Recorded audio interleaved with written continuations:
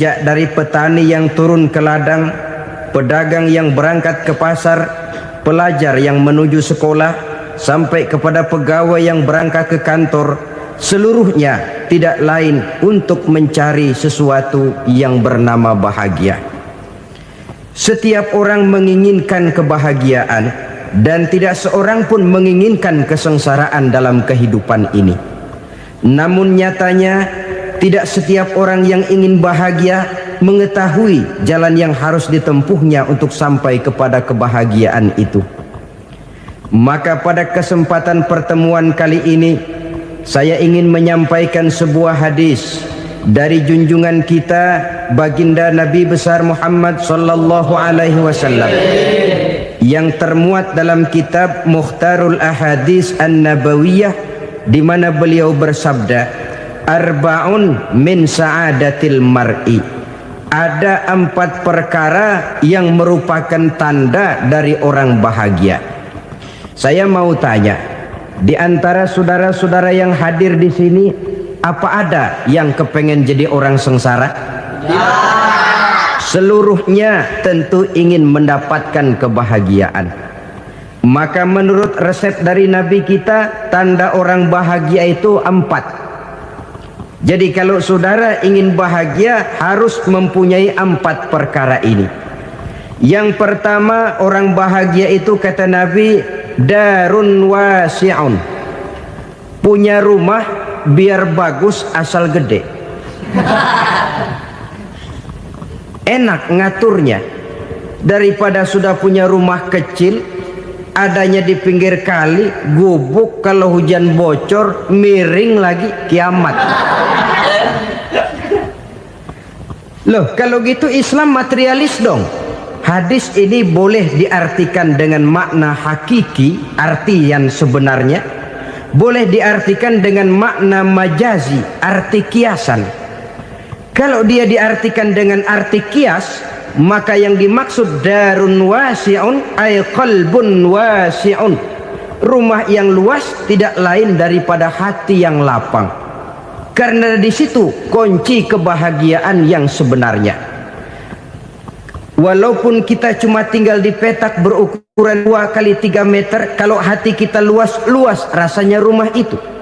Tapi biar rumah kita halamannya saja puluhan ribu hektar, ada kolam renangnya, kamar tidurnya tidak lagi terhitung.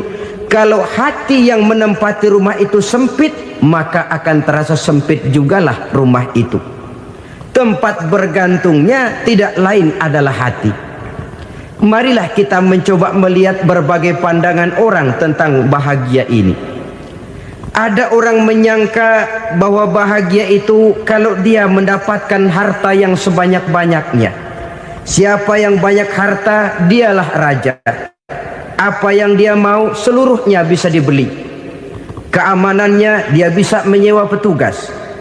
Seluruh fasilitas untuk menyenangkan kehidupannya bisa dibeli. Pendeknya, hartalah segala-galanya dalam kehidupan. Sampai ada pepatah mengatakan, innad darahima fil amakini kulliha taksur rijala mahabatan wa jalala. Sesungguhnya harta, dinar, dirham, uang di mana-mana selalu bikin hebat orang yang memilikinya. Coba lihat, orang yang punya duit sama yang enggak punya duit, jangan gaya hidupnya, gaya jalannya aja lain. Wahia lisanun liman arada fasahatan, wahia silahun liman arada qitala. Uang adalah senjata yang paling ampuh bagi orang yang mau pergi perang, dan lidah yang paling fasih bagi orang yang mau bicara. Kalau bicara dengan lidah macet, cobalah bicara dengan harta, lancar. Sampai ada pepatah demikian, segalanya bisa diatur dengan harta.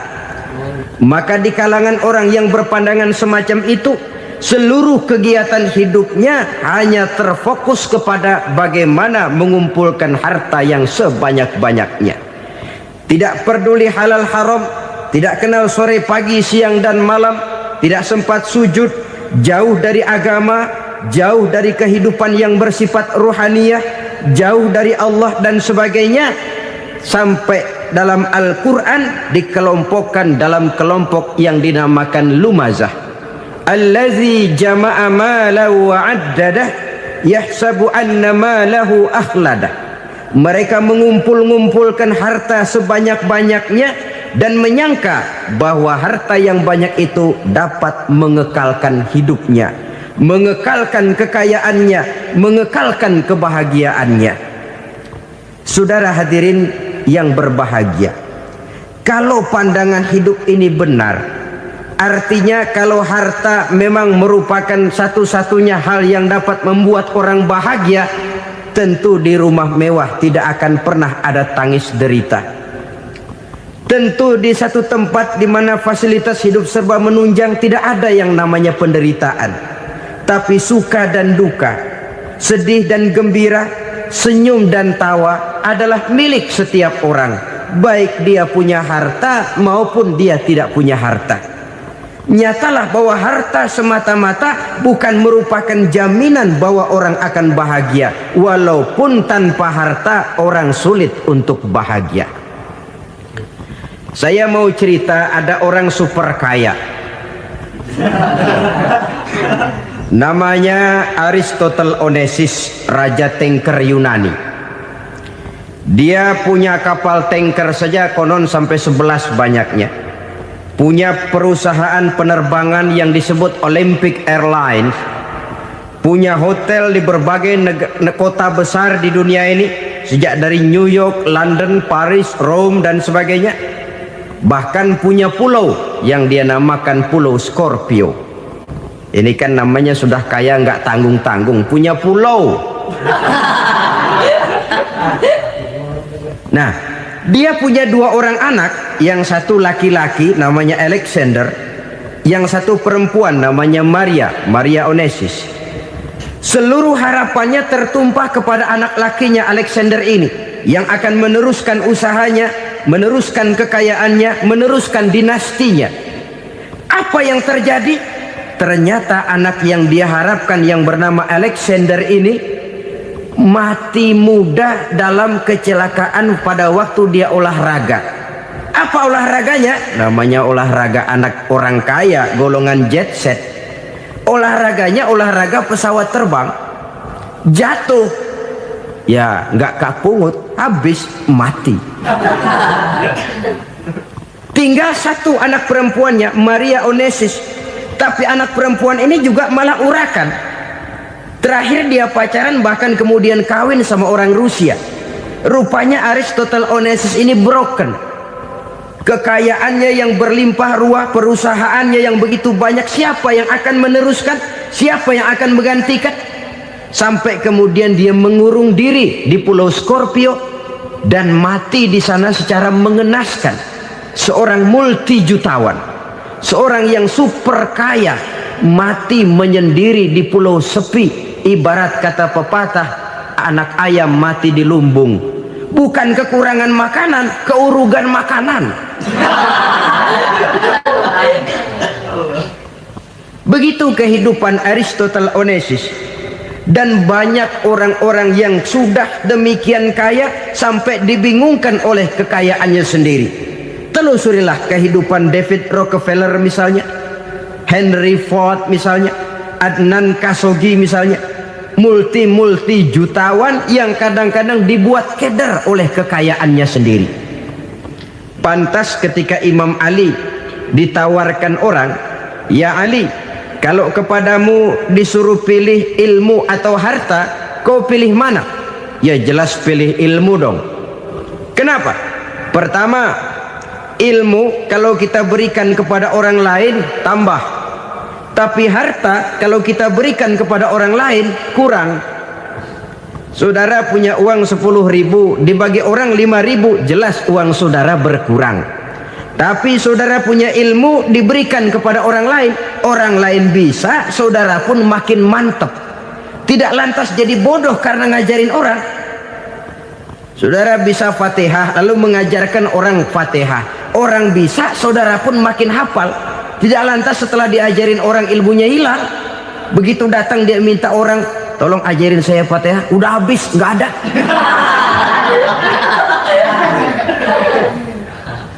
Yang kedua kata Imam Ali, ilmu menjaga kita. Kalau harta, kita yang harus jaga. Makin banyak ilmu, makin terpelihara diri seharusnya. Tetapi makin banyak harta, makin bingung kita jaganya.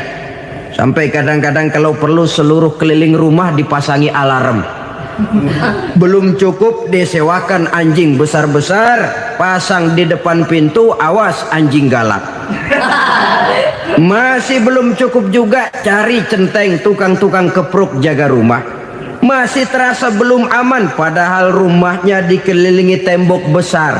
Di balik tembok ada pintu-pintunya tebal. Di balik pintu itu terbuka masuk kamar, kamar pun ada pintunya, pintunya pun kuat. Masuk ke dalam kamar ada lemari, lemarinya pun pintunya kuat, dikunci, kuncinya pun kuat. Tapi terhadap seluruhnya yang timbul cuma sekedar was-was saja.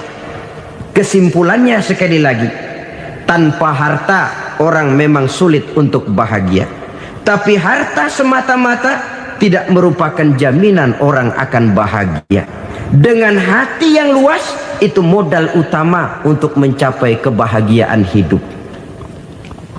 Orang yang hatinya luas, saudara-saudara, punya hati yang lapang, melihat kenyataan hidup ini, dia bersyukur senantiasa kepada Allah. Lantas tidak timbul hasud dan iri hatinya. Oleh karena itu jiwanya selalu lapang. Kalau tidak, cupik hati namanya, dangkal pandangan, tidak senang melihat orang lain dapat nikmat, dan itu sering dijadikan contoh. Kalau orang yang lapang dada, dia lihat tetangganya beli TV baru, dia berkata, alhamdulillah ya, tetangga kita beli TV, mudah-mudahan kita bisa ikut nonton. Lapang dadanya. Tapi orang yang sempit hati, lihat tetangga beli televisi, meriang. Enggak diapa-apain, meriang. Besoknya dengar tetangga beli motor, makin sakit, ke rumah sakit. Lalu di rumah sakit dengar tetangganya beli mobil, mati. Disiksa oleh perasaannya sendiri.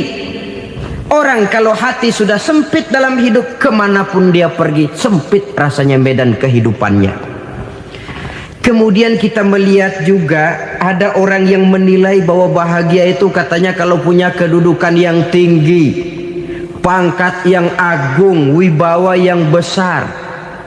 Mungkin betul, tapi mungkin juga tidak. Bergantung kepada hati orang yang punya pangkat itu. Sama dengan harta tadi.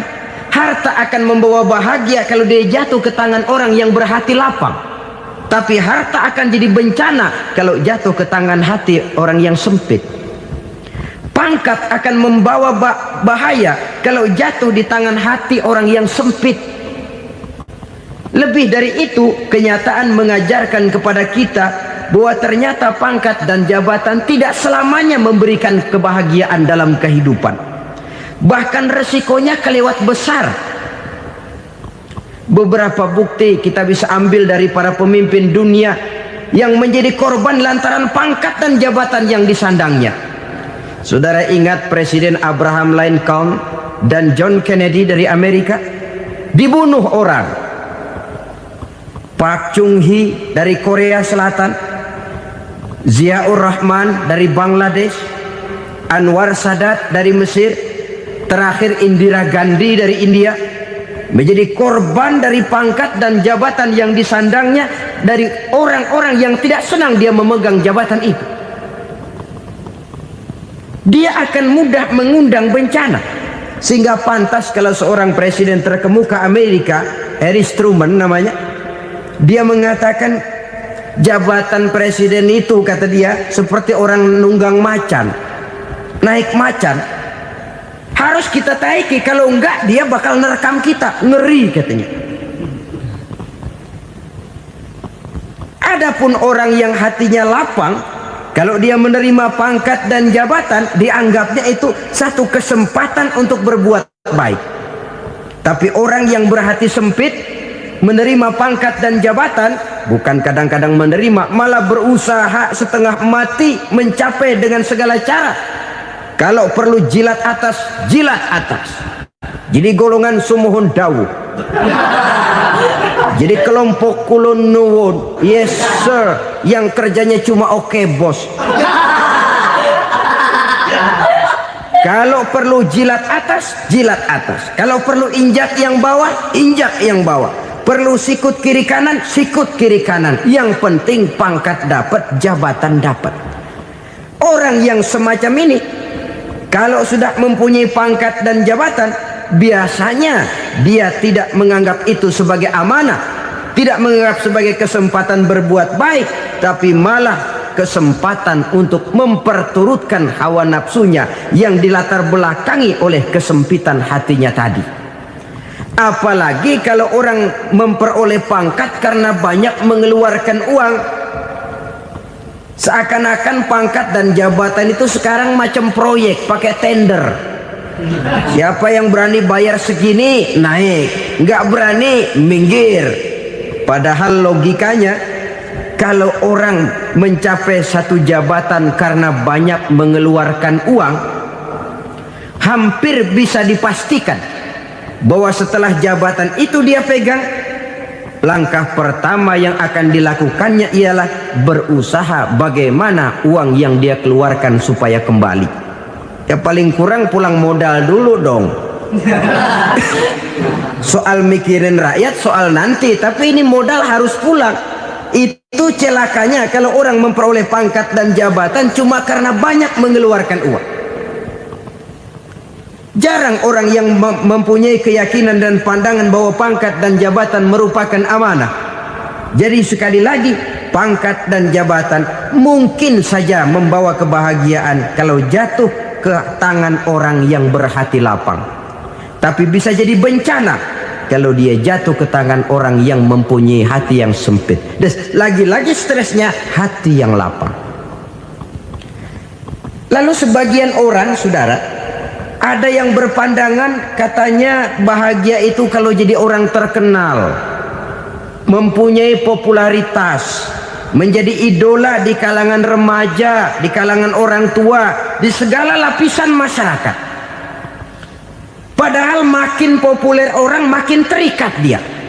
Ya kalau macam kita ini kan nggak punya nama, nggak populer, tengah malam buta mau nongkrong di warung Tegal aman.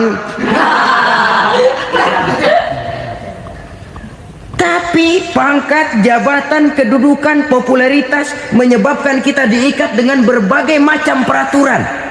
Cuma mandi sama ke WC saja yang nggak dikawal.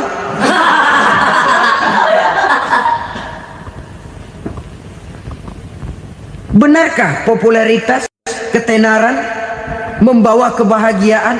Mungkin ya, tapi mungkin juga tidak. Kenapa? Banyak orang-orang populer yang mengakhiri hidupnya secara tragis. Kita ambil beberapa nama. Di Amerika tahun 60-an ada bintang seksi paling terkenal yang dijuluki sex bomb, bom seksi. Sampai sekarang jadi legenda, namanya Marilyn Monroe. Singkatan doublenya itu inisialnya MM, Marilyn Monroe. Terkenal, top, sampai dia mati tahun 62. Namanya sekarang masih saja dibicarakan orang. Kenapa dia bunuh diri? Tidak punya hartakah dia? Banyak. Kurang populerkah dia? Seluruh dunia mengenalnya. Sejak rakyat kecil sampai pejabat tinggi dia punya hubungan. Kenapa? Jenuh. Dia terlahir dalam keadaan yatim. Setelah itu tidak lama dia berangkat remaja, ibunya meninggal. Pindah dari wanita asuh ke wanita asuh sampai 12 orang ibu angkatnya.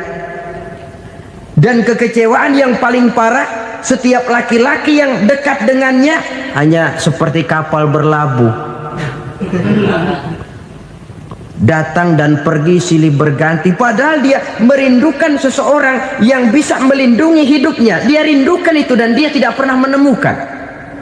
Itu yang akhirnya menyebabkan dia minum pil tidur kelewat dosis, minum obat tidur kebanyakan, ya tidur terus sampai sekarang.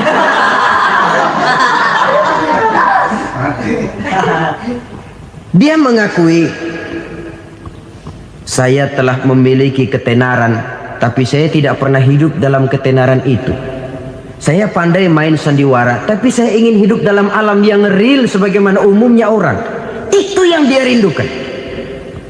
Menyusul jejak yang namanya Marilyn Monroe ini, Billie Holiday, saudara kenal tentu, di rumah sakit dirawat. Dia juga minum obat overdosis, mati lagi.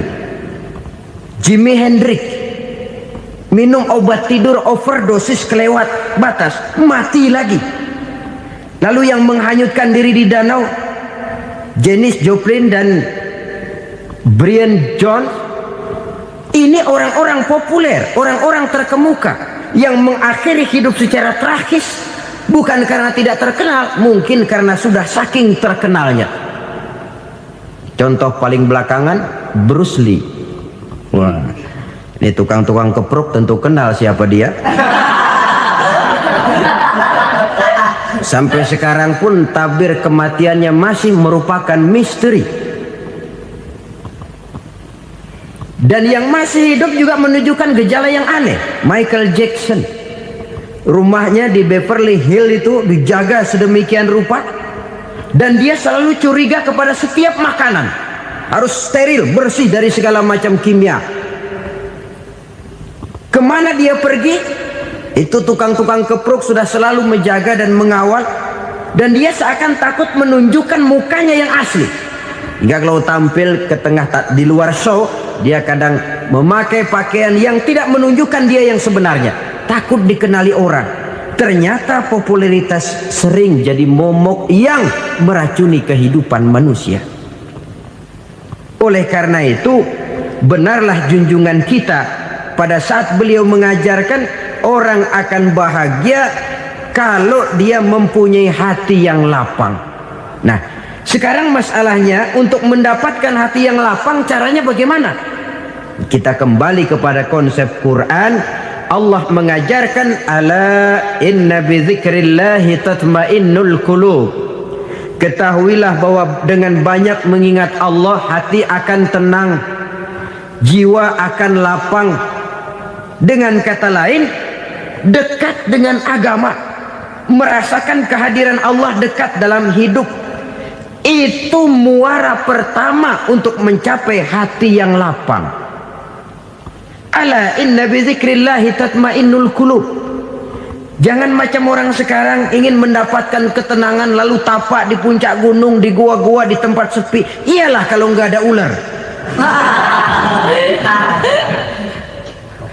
Kalau tergigit ular berbisa, ketenangan belum, mati jelas itu. Islam positif untuk mendapatkan ketenangan. Ala inna bi dzikrillahi tatmainnul qulubi. Bahwa ketahuilah bahwa dengan banyak mengingat Allah, hati akan tenang, jiwa akan lapang, nuansa pikiran akan luas. Karena yang namanya bahagia ada dimanapun manusia berada. Di kampung ada bahagia, di kota ada bahagia, di ngarai, di lembah, di gunung, di hutan, di lautan, di angkasa luar, dimanapun bahagia itu ada kalau kita bermodalkan hati yang lapang ini. Dan hati akan lapang kalau kita dekat dengan agama. Dekat dengan harta buat sementara hati mungkin tenang, tapi ketenangan yang relatif dan temporer. Apalagi orang tiap kali tambah harta, tiap kali tambah rencana, itu wajar. Mungkin sebelumnya saudara berpikir, kalau punya duit 5.000 enak nih. Begitu punya duit 5.000, aduh sayang kalau 10.000 aja. Tiap kali tambah harta, tiap kali lain rencana. Makin banyak rencana, makin menjauhkan kita dari yang namanya ketenangan. Padahal ketenangan merupakan unsur utama untuk mencapai bahagia. Dan ketenangan itu bermuara dalam hati manusia. Tengoklah kehidupan ini. Orang yang banyak harta dengan orang miskin, Berbedakah rasa sakit yang mereka tanggungkan? Rasanya tidak. Walaupun si kaya tidur di kasur empuk berselimutkan sutra mahal, sementara si miskin meringkuk di balai bambu yang keras dan kasar. Apabila maut datang, dia juga tidak pernah pilih bulu. Maut datang menjemput si kaya di singgasana keemasannya, dikelilingi oleh para pengasuh, dayang dan inang serta para pengawal. Dan maut pun datang menjemput si miskin papa, sehingga ia tergelepar di tepian jalan. Kedua-duanya bernama mati. Kalau nyata bahwa sakit yang ditanggung si kaya tidak beda dengan sakit yang ditanggung si miskin, bukan harta semata yang membuat orang bahagia. Hati yang tenang, jiwa yang lapang penuh kedamaian karena banyak berzikir dan mengingat Allah, itu merupakan modal utama untuk mencapai sesuatu yang bernama bahagia.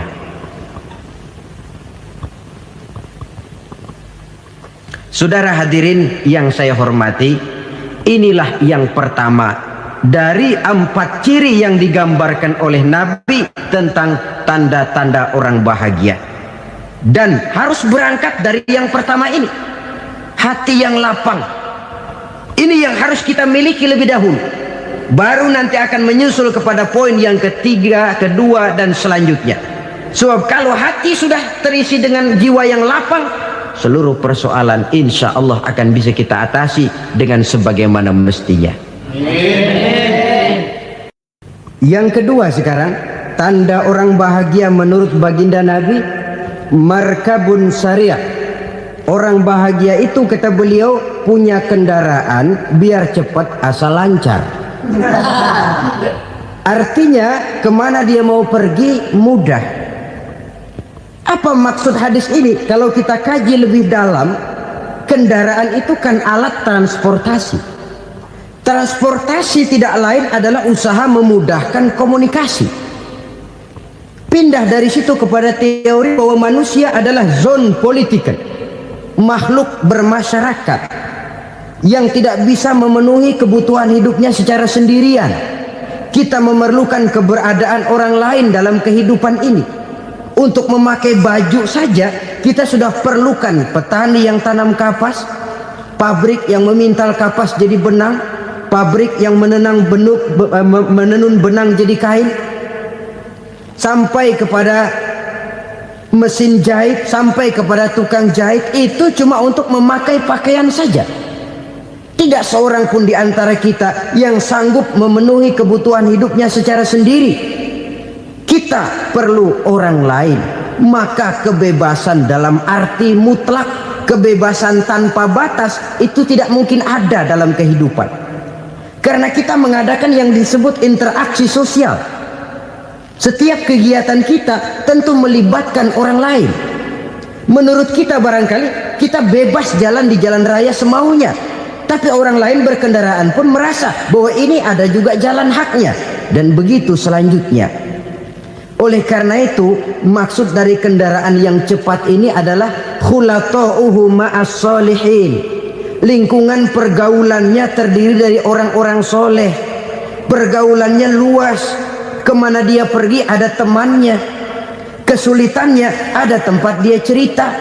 Dan kesulitan kalau sudah diceritakan kepada orang lain, taruh kata orang itu tidak bisa menolong, namun menceritakannya kepada orang yang kita percayai, kan paling kurang sudah mengurangi beban jiwa, mengurangi tanggungan batin, merasa masih ada tempat kita cerita. Maka lebih baik orang awam yang mau bergaul ketimbang orang setengah alim tapi ngunci pintu. Sebab nantinya akan timbul sikap picik, cupik pandangan, dan tidak luas menghadapi kenyataan dalam kehidupan ini. Namun yang harus kita garis bawahi, pergaulan memang mesti luas.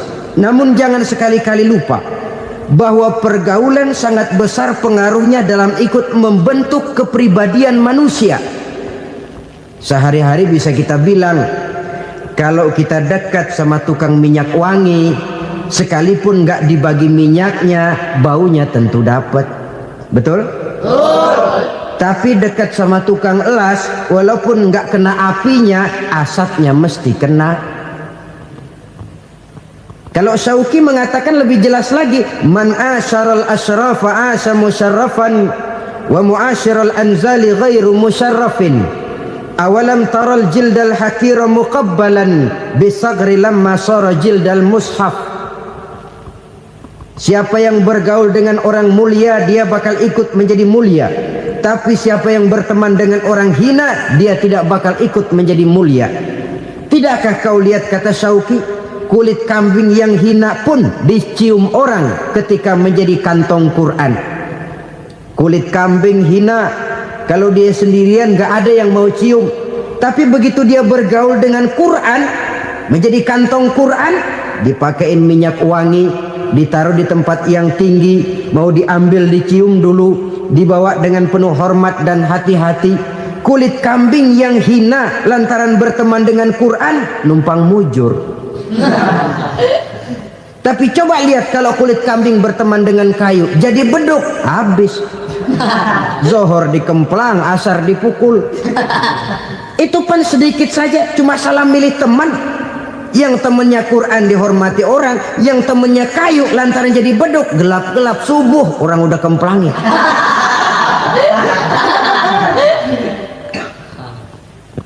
Maka terutama kepada adik-adik remaja yang masih mencari identitas diri, yang ibarat kaset masih kaset kosong, mudah diisi oleh apapun, pandai-pandailah memilih teman dalam bergaul.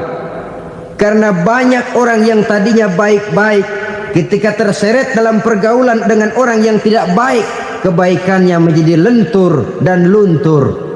Tapi berapa banyak bajingan-bajingan tengik, orang-orang yang berlumur noda dan dosa, tiap hari melakukan maksiat, namun bergaul dengan orang yang baik-baik, pada akhirnya sedikit demi sedikit beringsut dan berangsur dia terbiasa mengikuti kebaikan-kebaikan. Saya tekankan ini kepada remaja karena mereka masih mencari identitas diri.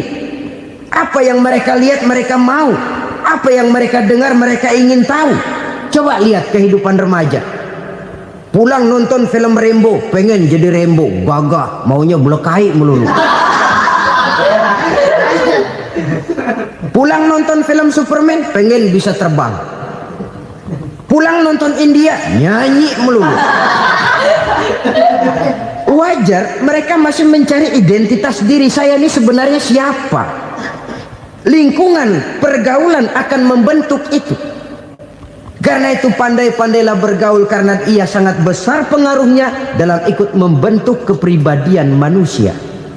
Apalagi sifat yang jelek lebih cepat menularnya ketimbang sifat yang baik.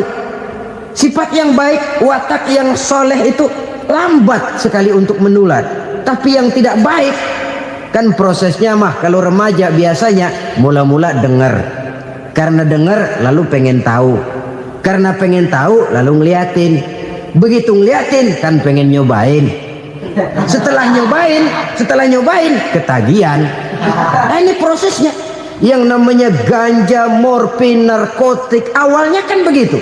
Mula-mula denger, katanya kalau sudah fly to the sky, sudah melayang ke langit, katanya disitulah puncak kebahagiaan. Mulanya cuma denger. Karena denger pengen tahu. Karena pengen tahu lalu ngeliat, kumpul sama orang yang suka ngeganja. Setelah ngeliat, nah pengen ngerasain. Begitu ngerasain enak juga, ketagihan. Kalau sudah ketagihan jadi penyakit kronis, bisa merembet kepada yang lain. Iya, kalau orang tuanya mampu untuk beli morfin, beli ganja. Kalau tidak kan pikirannya ngayap, jemuran siapa ya gue sahabat. Timbullah perbuatan-perbuatan negatif yang bermula dari salah pergaulan.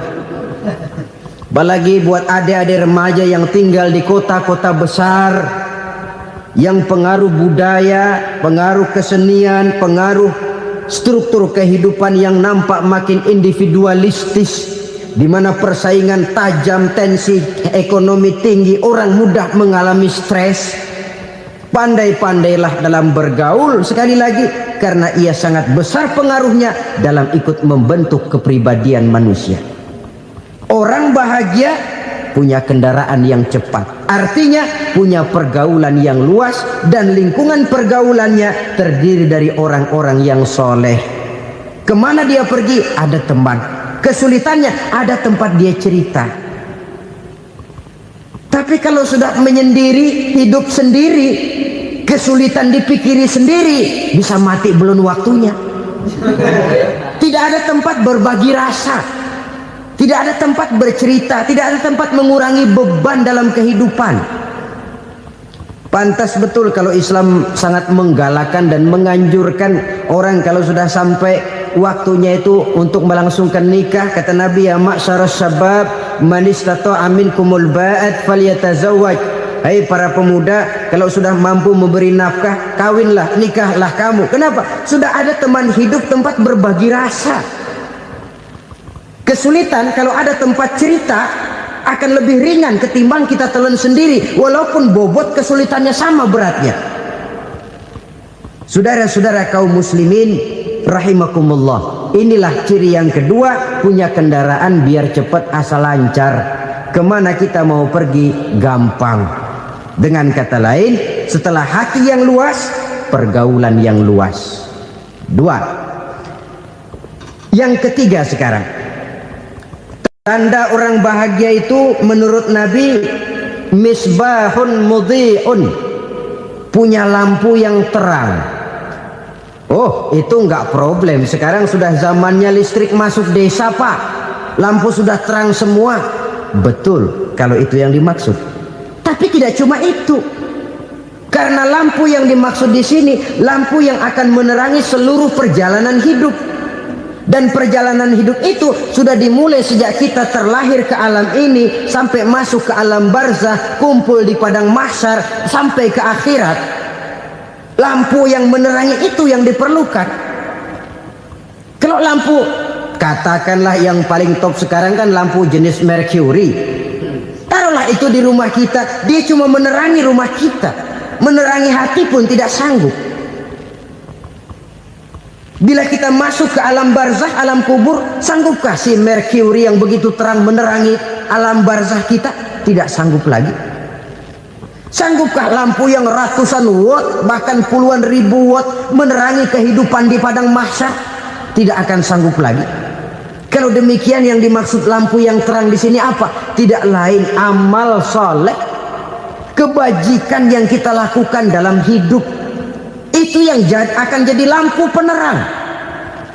Di dunia nama kita akan terang. Jasad kita boleh hancur terkubur tanah, tapi nama kita akan dikenang orang. Begitulah kalau orang meninggalkan kebajikan dalam hidup seperti sekarang.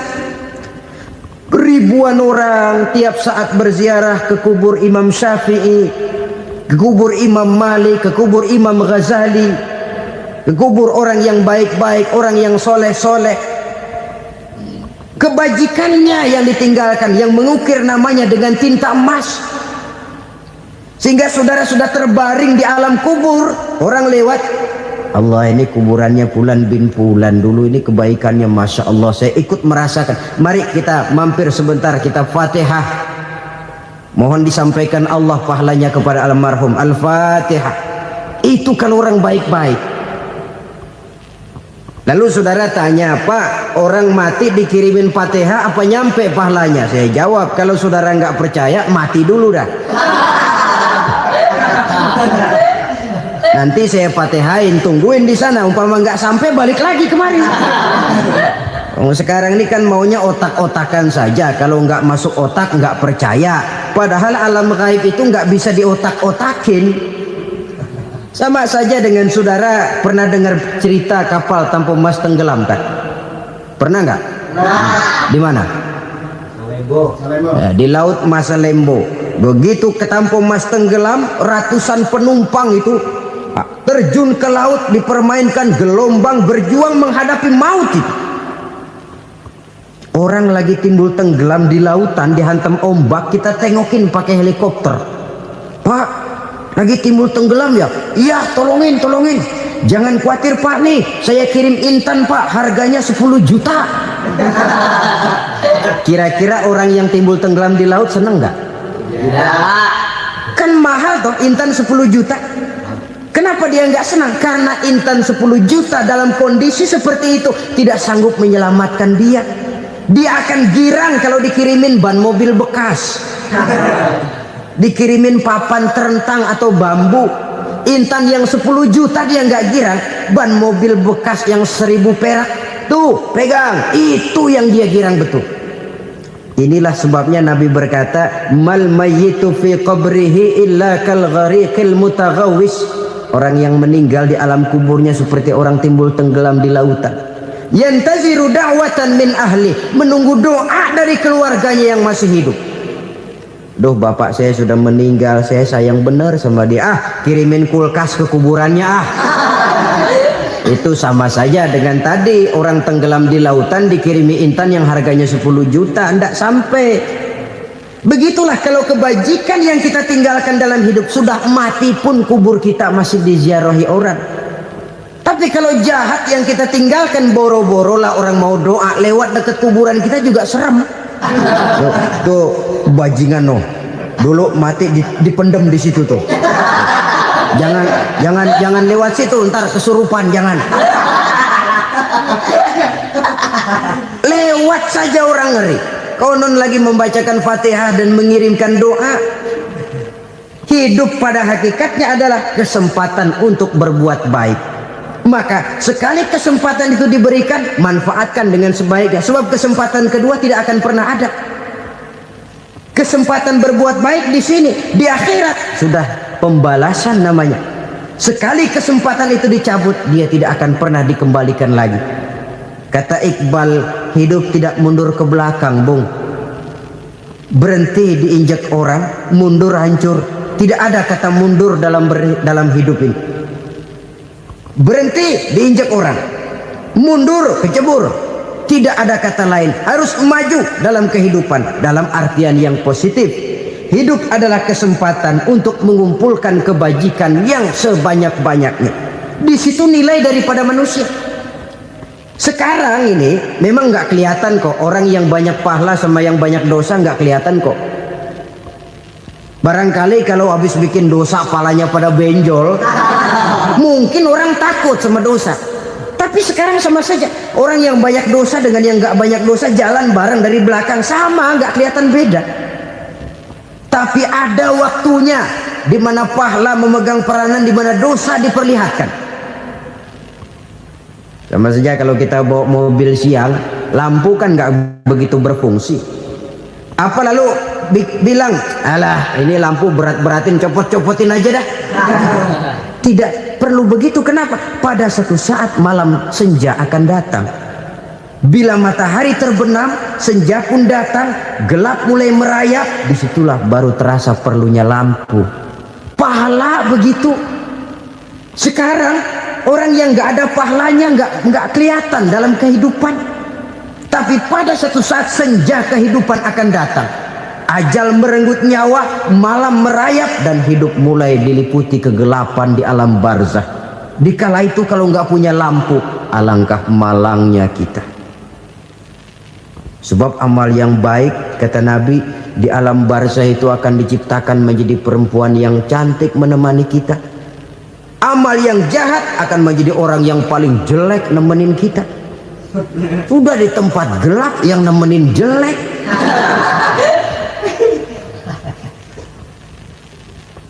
Kaum muslimin rahimakumullah. Kalau demikian masalahnya, tergantunglah kita pandai memanfaatkan waktu. Al-waktu kasayf, waktu itu cepat sekali. Yang namanya waktu itu tahu-tahu. Tahu-tahu udah tahun 87. Tahu-tahu udah begitu. Tahu-tahu yang kemarin anak-anak, sekarang udah pada punya anak. Tahu-tahu saja itu.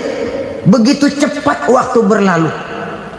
Kalau tidaklah pandai kita memanfaatkannya, akan rugi kita. Nabi bersabda, man kana yaumuhu khairun min amsihi fahuwa rabih. Barang siapa yang hari ini lebih baik daripada hari kemarin, itu orang untung. Hari ini lebih baik daripada kemarin, bulan ini lebih baik dari bulan kemarin, tahun ini lebih baik dari tahun kemarin, itu orang yang beruntung. Tahun kemarin sembayangnya maghrib doang, sekarang udah tambah isya. Tahun kemarin cuman Idul Fitri aja ngancem bener, sekarang udah tambah Jumat, lalu tambah lagi maghrib, tambah lagi isya, dan selanjutnya. Hari ini lebih baik daripada kemarin, itu orang yang beruntung. Wa man kana yaumuhu mislu amsihi fahuwa khasir. Lalu barang siapa yang hari ini sama saja dengan hari kemarin, itu orang rugi. Hari ini sama dengan kemarin, rugi itu. Bulan ini begitu, bulan kemarin begitu, tahun ini begitu, tahun lalu juga begitu. Rugi itu orang. Rugi apa? Rugi umur. Umur tambah, amalan gak pernah tambah. Dan saya pikir lebih merupakan azab ketimbang nikmat kalau orang dikasih panjang umur cuma untuk numpuk dosa. Mending mana? Panjang umur banyak dosa sama pendek umur dikit dosa? Mending mana? Mending mana? Ya, paling mending tentu panjang umur banyak pahala. Tapi kalau tidak, sekali lagi, lebih merupakan azab ketimbang nikmat kalau orang diberikan panjang umur tapi cuma untuk sekedar menumpuk dosa. Kehilangan kesadaran bahwa dunia bukan terminal akhir dari satu perjalanan. Dia cuma halte di mana kita berhenti sebentar untuk menuju kepada terminal yang hakiki. Saudara-saudara kaum muslimin rahimakumullah, inilah lampu yang akan menerangi kehidupan, amal yang kita lakukan di dalam kehidupan. Jadi yang dimaksud dengan lampu yang terang, kebajikan yang kita kerjakan dalam hidup. Nah, setiap orang di awal tadi saya bilang ingin bahagia. Bahagia itu kan hakikatnya kumpulan senang dan selamat. Senang, selamat. Apa bedanya? Senang tapi tidak selamat, nggak bahagia. Selamat tapi nggak senang, nggak bahagia orang. Contoh, kalau orang korupsi, duitnya banyak, senang dia, tapi keselamatannya. Ada tentara baris di samping rumahnya udah bingung, padahal tentara latihan. Tentara cuma latihan, dia bingung. Senang, tapi karena keselamatannya tidak terjamin, dia tidak bahagia. Sebaliknya pegawai negeri jujur benar, cuma segaji-gajinya, selamat nggak korupsi tapi melarat, ya nggak bahagia juga, kurang senang. Kesenangan dan keselamatan untuk dunia saja, ya sekali lagi, kalau cuma sekedar untuk dunia saja bisa dibeli pakai uang, bisa dibeli pakai uang. Saudara ingin selamat bisa dibeli pakai uang, saudara ingin senang bisa dibeli dengan uang. Tapi setelah mati masuk ke alam barzah, habis kekuasaan uang. Nggak bisa lagi beli keselamatan pakai uang, tidak mungkin lagi membeli kesenangan dengan uang. Di situ pahala yang megang peranan. Makin banyak pahala, makin banyak saham untuk membeli kesenangan dan keselamatan, untuk memperoleh yang namanya bahagia. Dan jangan lupa loh, di alam barzah kita nggak sebentar, menunggu datangnya kiamat. Loh iya, kalau kita begitu dikuburin terus kiamat datang, untung. Tapi kalau masih harus 1000, 2000, puluhan ribu tahun yang akan datang, dalam satu penantian yang begitu lama, tanpa saham untuk memperoleh kebahagiaan, satu kemalangan yang tidak ada pernah putus-putusnya. Janganlah tergelincir oleh kebahagiaan sebentar yang menipu dengan mengorbankan kebahagiaan hakiki yang berjangka panjang. Apa artinya senyum sejenak kalau harus ditebus dengan tangis seumur hidup? Biarlah kita minum jamu, pahit memang, getir memang, tapi kan besok badan sehat. Daripada sekarang minum sirup, manis memang, enak memang, tapi bibir pada jontor besok. Sirawan, batuk, nggak karu-karuan. Banyak orang tertipu oleh kesenangan yang sebentar. Padahal laisa kullu ma yalma'u zahaban, belum tentu Masya Allah, sangat luar biasa tausiah yang beliau sampaikan. Sahabat beriman yang dirahmati Allah, tetaplah di channel ini karena kajian ini belum selesai. Dan masih banyak lagi hal-hal menarik yang akan disampaikan oleh beliau. Tetaplah di channel ini dan mari kita lanjutkan kembali. Selamat mendengarkan. Karena itu, marilah manfaatkan kesempatan yang diberikan Allah ini untuk mengumpulkan kebajikan yang sebanyak-banyaknya. Yang terakhir sekarang, yang keempat, tanda orang bahagia kata Nabi. Zaujatun salihah. Orang bahagia itu tanda yang keempat kata Nabi, punya istri biar cakep asal taat. Sudah surga itu sudah. Cakep taat. Istri kayak gitu, kalau belum mati jangan dikuburin dulu itu. Sudah cakep taat lagi. Tapi kadang-kadang enggak, udah jelek ngadat melulu. Apa yang mau dipilih? Sebab itu Quran mengatakan istri pakaian untuk suami, suami pakaian untuk istri. Kenapa suami istri diibaratkan pakaian? Alangkah tingginya gaya bahasa Quran ini. Suami istri teman hidup, hidup perjalanan panjang. Sejak kita dalam rahim sudah ada hidup kan di sini. Sampai ke alam dunia, masuk ke alam barzah, kumpul di padang mahsyar, sampai menuju akhirat, itu perjalanan hidup. Carilah istri atau suami teman hidup yang membawa manfaat tidak hanya kehidupan di dunia ini, sampai di alam barzah, sampai di padang mahsyar. Suaminya mungkin meninggal lebih dulu atau istrinya mungkin meninggal lebih dulu, tapi suami atau istri yang masih hidup berbuat kebajikan. Suami saya meninggal, ada hartanya, saya sedekahkan, niat pahala untuk almarhum suami saya. Ini teman hidup, tidak dibatasi dan tidak bisa dipisahkan oleh maut sekalipun. Zohirnya mungkin pisah, badannya mungkin pisah, tapi hatinya, jiwanya, kebersamaannya dalam menghadapi kehidupan. Karena itu saudara-saudara, bahasa Quran indah. Suami istri diibaratkan seperti pakaian. Apa fungsi pakaian? Pertama, pakaian jadi kebanggaan. Artinya suami harus menjadi kebanggaan istri, istri harus jadi kebanggaan suami. Yang kedua, pakaian itu kan fungsinya menutup aurat. Artinya sesama suami istri harus saling menjaga kekurangan masing-masing. Jangan malah sesama suami istri saling membongkar rahasia dan aibnya sendiri-sendiri. Istrinya diceritain jeleknya di mana-mana, atau suaminya dibongkar rahasianya di pasar umum. Itu sudah tidak lagi berfungsi sebagai pakaian. Kenapa semua ini diperlukan? Karena kita menyadari bangsa yang baik terdiri dari masyarakat yang baik. Masyarakat yang baik merupakan susunan dari warga yang baik. Warga yang baik adalah terdiri dari rumah tangga yang baik. Dan rumah tangga yang baik merupakan susunan dari pribadi-pribadi yang baik. Dari situ langkah dimulai. Membangun satu bangsa yang baik diawali dengan membangun rumah tangga yang baik, dengan menciptakan pribadi-pribadi yang baik. Sehingga dari sini diharapkan berkembanglah nilai-nilai kebaikan. Orang akan bahagia mempunyai istri yang soleh. Kenapa? Tidak ada seorang suami bisa sukses jadi apapun dia, apapun profesinya. Dokterkah, kiaikah, mubalikkah, petanikah, pengusahakah, pejabat tinggikah, tidak ada seorang suami yang bisa sukses tanpa peran serta istrinya. Walaupun memang peranan itu tidak begitu kelihatan, tapi sangat menentukan. Karena itu, saudara hadirin yang saya hormati, Islam sangat menghargai kaum wanita, memberikan kedudukan yang tinggi sepanjang tidak mematikan kodrat kewanitaannya.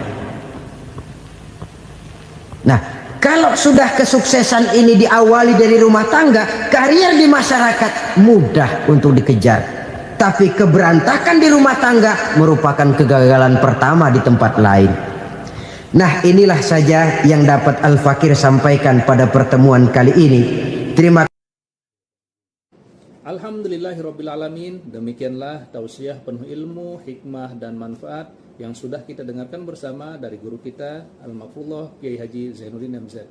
Semoga tausiah yang beliau sampaikan kepada kita semua menjadi ilmu yang bermanfaat dalam kehidupan kita sehari-hari. Demikian yang dapat saya bagikan, kurang lebihnya mohon maaf. Sampai bertemu lagi di kajian berikutnya. Wabillahi taufiq wal hidayah wa ridha wal inayah. Wassalamualaikum warahmatullahi wabarakatuh. Setelah kita mendengarkan bersama tausiah yang sangat luar biasa dari guru kita Al-Mafrullah Kiai Haji Zainuddin MZ, sekarang mari kita lanjutkan aktivitas kita masing-masing. Semoga tausiah yang beliau sampaikan kepada kita semua menjadi ilmu yang bermanfaat dalam kehidupan kita sehari-hari. Dan semoga kita bisa istiqomah dalam mengamalkannya. Amin ya rabbal alamin. Selamat beraktivitas buat sahabat semua dan sukses selalu. Sampai bertemu lagi di video berikutnya. Wassalamualaikum warahmatullahi wabarakatuh. Bismillahirrahmanirrahim. Assalamualaikum warahmatullahi wabarakatuh. Alhamdulillahirrabbilalamin. Wassalatu wassalamu ala ashrafil anbiya wal mursalin Sayyidina Muhammadin wa ala alihi wa sahbihi ajma'in, amma ba'du. Sahabat beriman yang dimuliakan Allah, syukur alhamdulillah kita bertemu lagi di channel ini. Pada kesempatan yang berbahagia ini, mari sejenak kita luangkan waktu kita untuk bersama-sama menyimak tausiah fenomenal dari guru kita Al-Mafrullah Kiai Haji Zainuddin MZ. Tentunya banyak sekali ilmu, hikmah, dan manfaat yang bisa kita jadikan pelajaran dalam kehidupan kita sehari-hari. Berikut ini mari kita simak bersama isi tausiah beliau. Selamat mendengarkan. Bapak-bapak, ibu-ibu, saudara-saudara kaum muslimin rahimakumullah. Murai di dahan dan koko ayam di kandang, dunia ini penuh dengan berbagai macam kesibukan. Sejak dari petani yang turun ke ladang, pedagang yang berangkat ke pasar, pelajar yang menuju sekolah, sampai kepada pegawai yang berangkat ke kantor, seluruhnya tidak lain untuk mencari sesuatu yang bernama bahagia. Setiap orang menginginkan kebahagiaan, dan tidak seorang pun menginginkan kesengsaraan dalam kehidupan ini. Namun nyatanya tidak setiap orang yang ingin bahagia mengetahui jalan yang harus ditempuhnya untuk sampai kepada kebahagiaan itu. Maka pada kesempatan pertemuan kali ini, saya ingin menyampaikan sebuah hadis dari junjungan kita baginda Nabi besar Muhammad sallallahu alaihi wasallam yang termuat dalam kitab Mukhtarul Ahadits An-Nabawiyah, di mana beliau bersabda, arba'un min sa'adatil mar'i. Ada 4 perkara yang merupakan tanda dari orang bahagia. Saya mau tanya, di antara saudara-saudara yang hadir di sini, apa ada yang kepengen jadi orang sengsara? Seluruhnya tentu ingin mendapatkan kebahagiaan. Maka menurut resep dari Nabi kita, tanda orang bahagia itu 4. Jadi kalau saudara ingin bahagia, harus mempunyai 4 perkara ini. Yang pertama, orang bahagia itu kata Nabi, darun wasi'un. Punya rumah biar bagus asal gede. Enak ngaturnya, daripada sudah punya rumah kecil adanya di pinggir kali, gubuk, kalau hujan bocor, miring lagi, kiamat. Loh, kalau gitu Islam materialis dong. Hadis ini boleh diartikan dengan makna hakiki, arti yang sebenarnya, boleh diartikan dengan makna majazi, arti kiasan. Kalau dia diartikan dengan arti kias, maka yang dimaksud darun wasi'un ay qalbun wasi'un. Rumah yang luas tidak lain daripada hati yang lapang. Karena di situ kunci kebahagiaan yang sebenarnya. Walaupun kita cuma tinggal di petak berukuran 2 kali 3 meter, kalau hati kita luas rasanya rumah itu. Tapi biar rumah kita halamannya saja puluhan ribu hektar, ada kolam renangnya, kamar tidurnya tidak lagi terhitung. Kalau hati yang menempati rumah itu sempit, maka akan terasa sempit jugalah rumah itu. tempat bergantungnya tidak lain adalah hati. Marilah kita mencoba melihat berbagai pandangan orang tentang bahagia ini. Ada orang menyangka bahwa bahagia itu kalau dia mendapatkan harta yang sebanyak-banyaknya. Siapa yang banyak harta, dialah raja. Apa yang dia mau, seluruhnya bisa dibeli. Keamanannya, dia bisa menyewa petugas. Seluruh fasilitas untuk menyenangkan kehidupannya bisa dibeli. Pendeknya, hartalah segala-galanya dalam kehidupan. Sampai ada pepatah mengatakan, innad darahima fil amakini kulliha taksur rijala mahabatan wa jalala. Sesungguhnya harta, dinar, dirham, uang di mana-mana selalu bikin hebat orang yang memilikinya. Coba lihat, orang yang punya duit sama yang enggak punya duit, jangan gaya hidupnya, gaya jalannya aja lain. Wahia lisanun liman arada fasahatan, wahia silahun liman arada qitala. Uang adalah senjata yang paling ampuh bagi orang yang mau pergi perang, dan lidah yang paling fasih bagi orang yang mau bicara. Kalau bicara dengan lidah macet, cobalah bicara dengan harta, lancar. Sampai ada pepatah demikian, segalanya bisa diatur dengan harta. Maka di kalangan orang yang berpandangan semacam itu, seluruh kegiatan hidupnya hanya terfokus kepada bagaimana mengumpulkan harta yang sebanyak-banyaknya. Tidak peduli halal haram, tidak kenal sore pagi siang dan malam, tidak sempat sujud, jauh dari agama, jauh dari kehidupan yang bersifat ruhaniyah, jauh dari Allah dan sebagainya. Sampai dalam Al-Quran dikelompokkan dalam kelompok yang dinamakan lumazah. Allazi jama'a malahu wa'addadah yahsabu anna malahu akhladah. Mereka mengumpul-ngumpulkan harta sebanyak-banyaknya dan menyangka bahwa harta yang banyak itu dapat mengekalkan hidupnya, mengekalkan kekayaannya, mengekalkan kebahagiaannya. Saudara hadirin yang berbahagia, kalau pandangan hidup ini benar, artinya kalau harta memang merupakan satu-satunya hal yang dapat membuat orang bahagia, tentu di rumah mewah tidak akan pernah ada tangis derita. Tentu di satu tempat di mana fasilitas hidup serba menunjang tidak ada yang namanya penderitaan. Tapi suka dan duka, sedih dan gembira, senyum dan tawa adalah milik setiap orang, baik dia punya harta maupun dia tidak punya harta. Nyatalah bahwa harta semata-mata bukan merupakan jaminan bahwa orang akan bahagia. Walaupun tanpa harta orang sulit untuk bahagia. Saya mau cerita, ada orang super kaya, namanya Aristotle Onesimus, raja tanker Yunani. Dia punya kapal tanker saja konon sampai 11 banyaknya. Punya perusahaan penerbangan yang disebut Olympic Airlines. Punya hotel di berbagai kota besar di dunia ini, sejak dari New York, London, Paris, Rome dan sebagainya. Bahkan punya pulau yang dia namakan Pulau Scorpio. Ini kan namanya sudah kaya nggak tanggung-tanggung, punya pulau. Nah, dia punya 2 orang anak, yang satu laki-laki namanya Alexander, yang satu perempuan namanya Maria Onesimus. Seluruh harapannya tertumpah kepada anak lakinya Alexander ini, yang akan meneruskan usahanya, meneruskan kekayaannya, meneruskan dinastinya. Apa yang terjadi? Ternyata anak yang dia harapkan yang bernama Alexander ini mati muda dalam kecelakaan pada waktu dia olahraga. Apa olahraganya? Namanya olahraga anak orang kaya, golongan jet set. Olahraganya olahraga pesawat terbang. Jatuh, ya nggak kapungut, habis mati. Tinggal satu anak perempuannya, Maria Onesimus. Tapi anak perempuan ini juga malah urakan. Terakhir dia pacaran bahkan kemudian kawin sama orang Rusia. Rupanya Aristotle Onassis ini broken.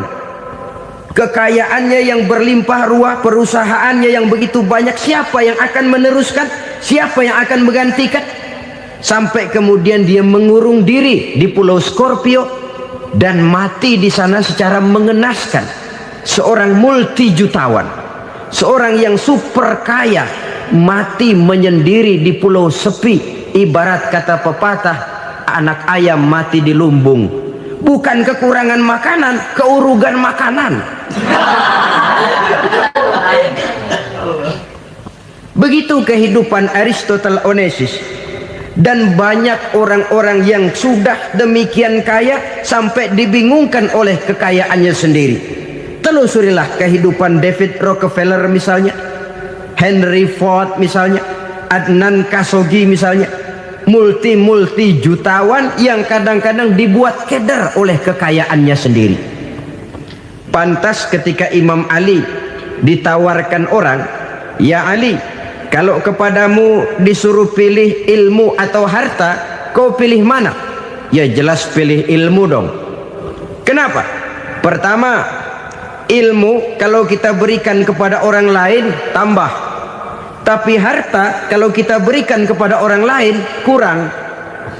Saudara punya uang 10.000, dibagi orang 5.000, jelas uang saudara berkurang. Tapi saudara punya ilmu diberikan kepada orang lain bisa, saudara pun makin mantep. Tidak lantas jadi bodoh karena ngajarin orang. Saudara bisa Fatihah lalu mengajarkan orang Fatihah, orang bisa, saudara pun makin hafal. Tidak lantas setelah diajarin orang ilmunya hilang. Begitu datang dia minta orang, "Tolong ajarin saya Fatihah." Udah habis, nggak ada.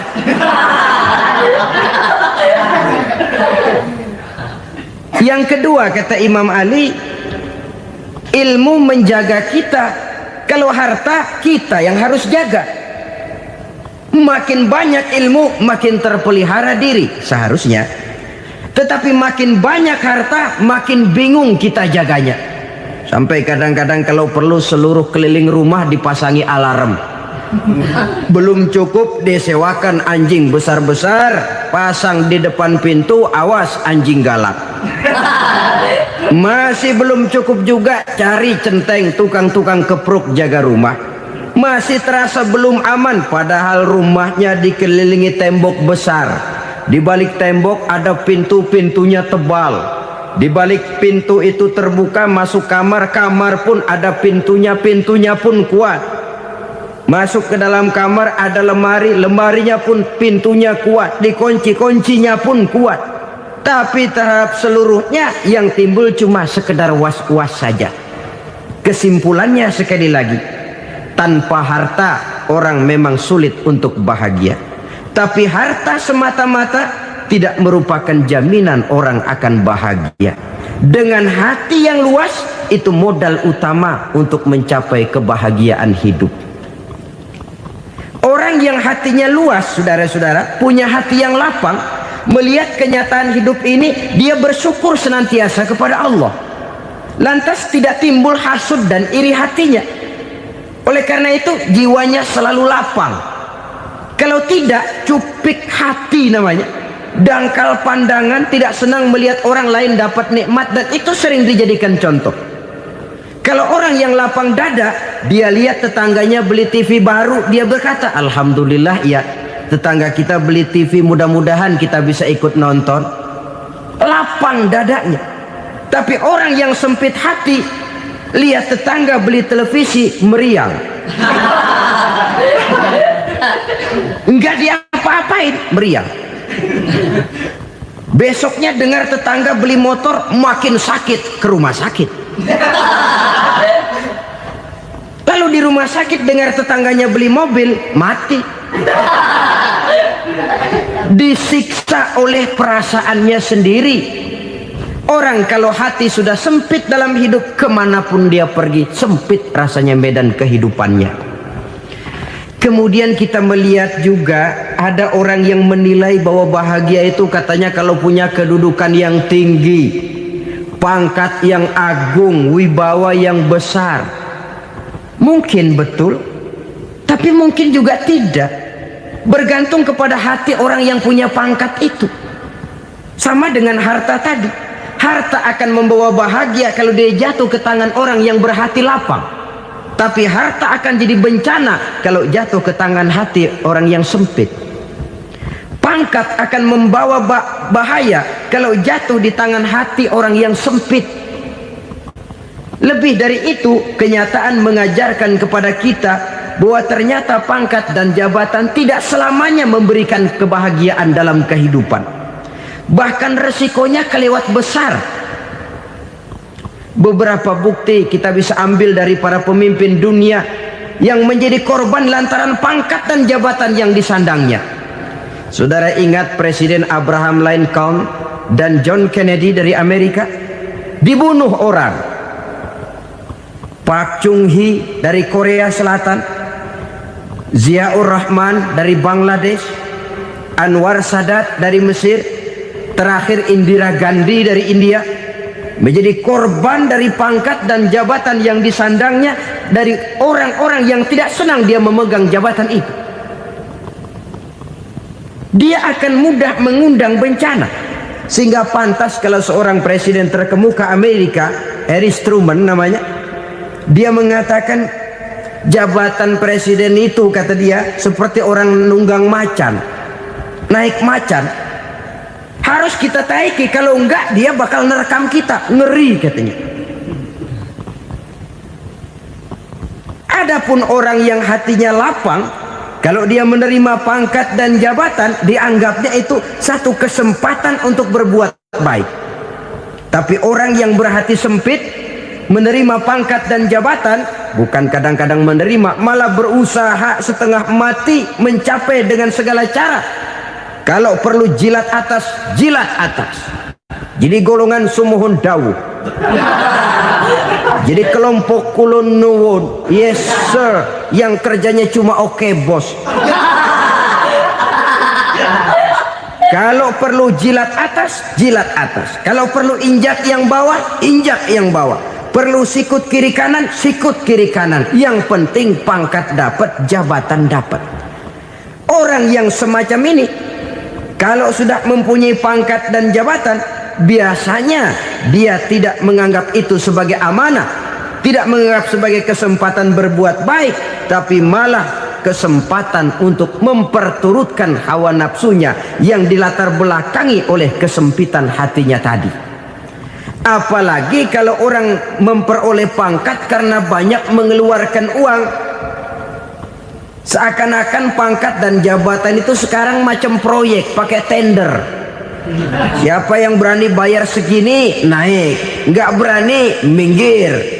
Padahal logikanya, kalau orang mencapai satu jabatan karena banyak mengeluarkan uang, hampir bisa dipastikan bahwa setelah jabatan itu dia pegang, langkah pertama yang akan dilakukannya ialah berusaha bagaimana uang yang dia keluarkan supaya kembali.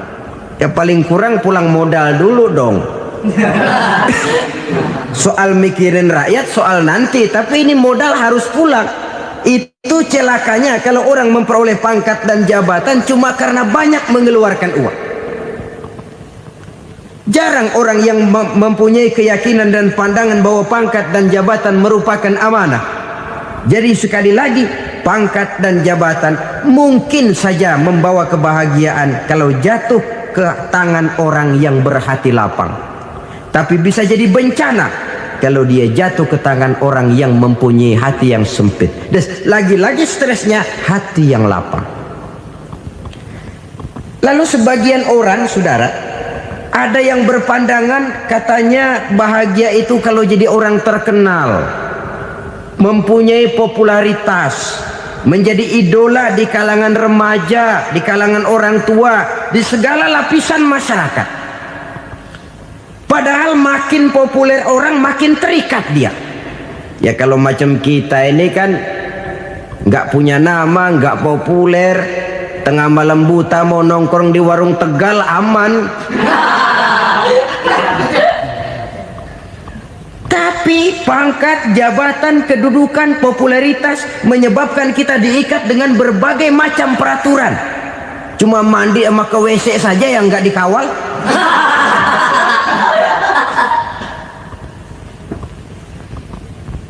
Benarkah popularitas, ketenaran membawa kebahagiaan? Mungkin ya, tapi mungkin juga tidak. Kenapa? Banyak orang-orang populer yang mengakhiri hidupnya secara tragis. Kita ambil beberapa nama.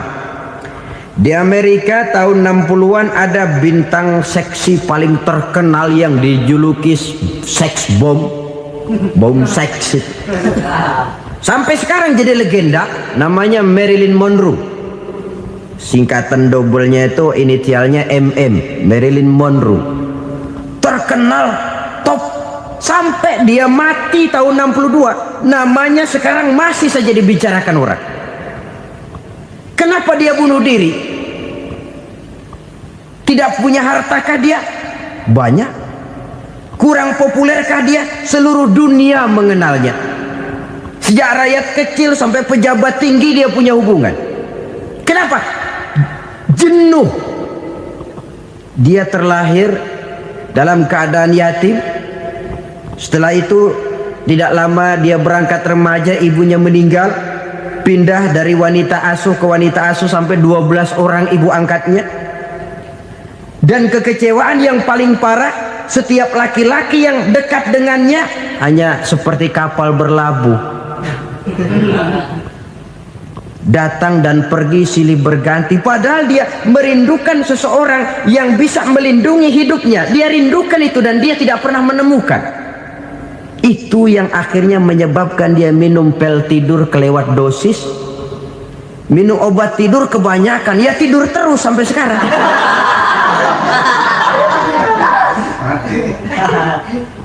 Dia mengakui,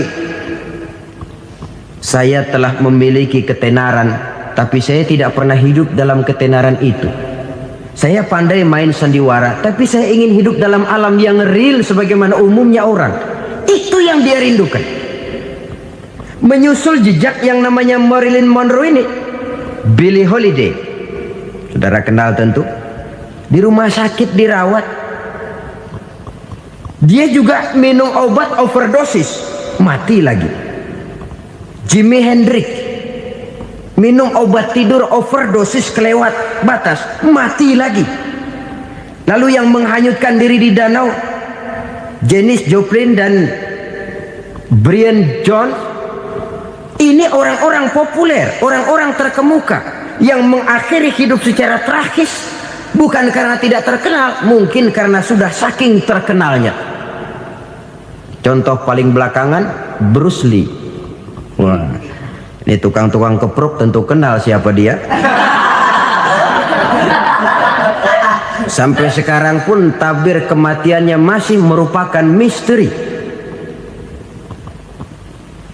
Dan yang masih hidup juga menunjukkan gejala yang aneh. Michael Jackson, rumahnya di Beverly Hills itu dijaga sedemikian rupa, dan dia selalu curiga kepada setiap makanan harus steril, bersih dari segala macam kimia. Kemana dia pergi, itu tukang-tukang keprok sudah selalu menjaga dan mengawal, dan dia seakan takut menunjukkan mukanya yang asli.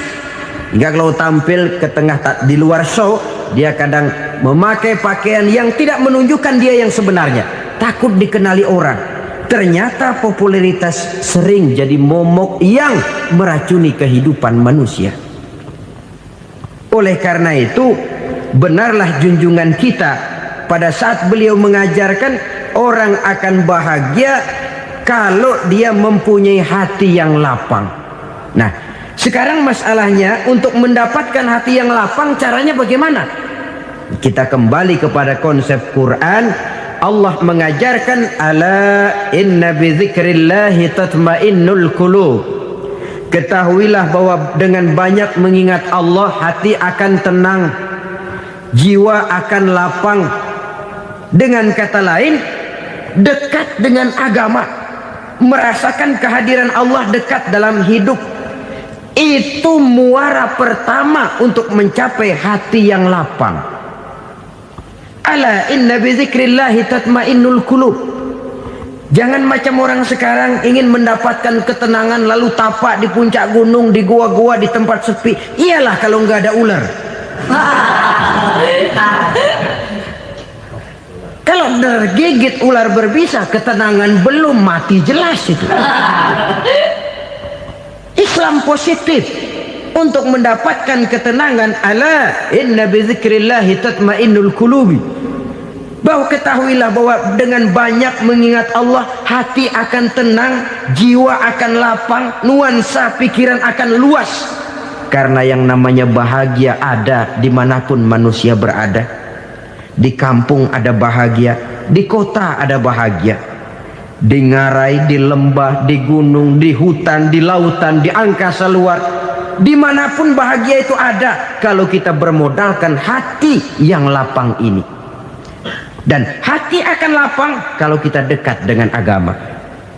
Dekat dengan harta buat sementara hati mungkin tenang, tapi ketenangan yang relatif dan temporer. Apalagi orang tiap kali tambah harta, tiap kali tambah rencana. Itu wajar. Mungkin sebelumnya saudara berpikir, kalau punya duit 5.000 enak nih. Begitu punya duit 5.000, aduh sayang kalau 10.000 aja. Tiap kali tambah harta, tiap kali lain rencana. Makin banyak rencana, makin menjauhkan kita dari yang namanya ketenangan. Padahal ketenangan merupakan unsur utama untuk mencapai bahagia. Dan ketenangan itu bermuara dalam hati manusia. Tengoklah kehidupan ini. Orang yang banyak harta dengan orang miskin, berbedakah rasa sakit yang mereka tanggungkan? Rasanya tidak. Walaupun si kaya tidur di kasur empuk berselimutkan sutra mahal, sementara si miskin meringkuk di balai bambu yang keras dan kasar. Apabila maut datang, dia juga tidak pernah pilih bulu. Maut datang menjemput si kaya di singgasana keemasannya, dikelilingi oleh para pengasuh, dayang dan idang serta para pengawal. Dan maupun datang menjemput si miskin papa sehingga ia tergelepar di tepian jalan. Kedua-duanya bernama mati. Kalau nyata bahwa sakit yang ditanggung si kaya tidak beda dengan sakit yang ditanggung si miskin, bukan harta semata yang membuat orang bahagia. Hati yang tenang, jiwa yang lapang penuh kedamaian. Karena banyak berzikir dan mengingat Allah, itu merupakan modal utama untuk mencapai sesuatu yang bernama bahagia.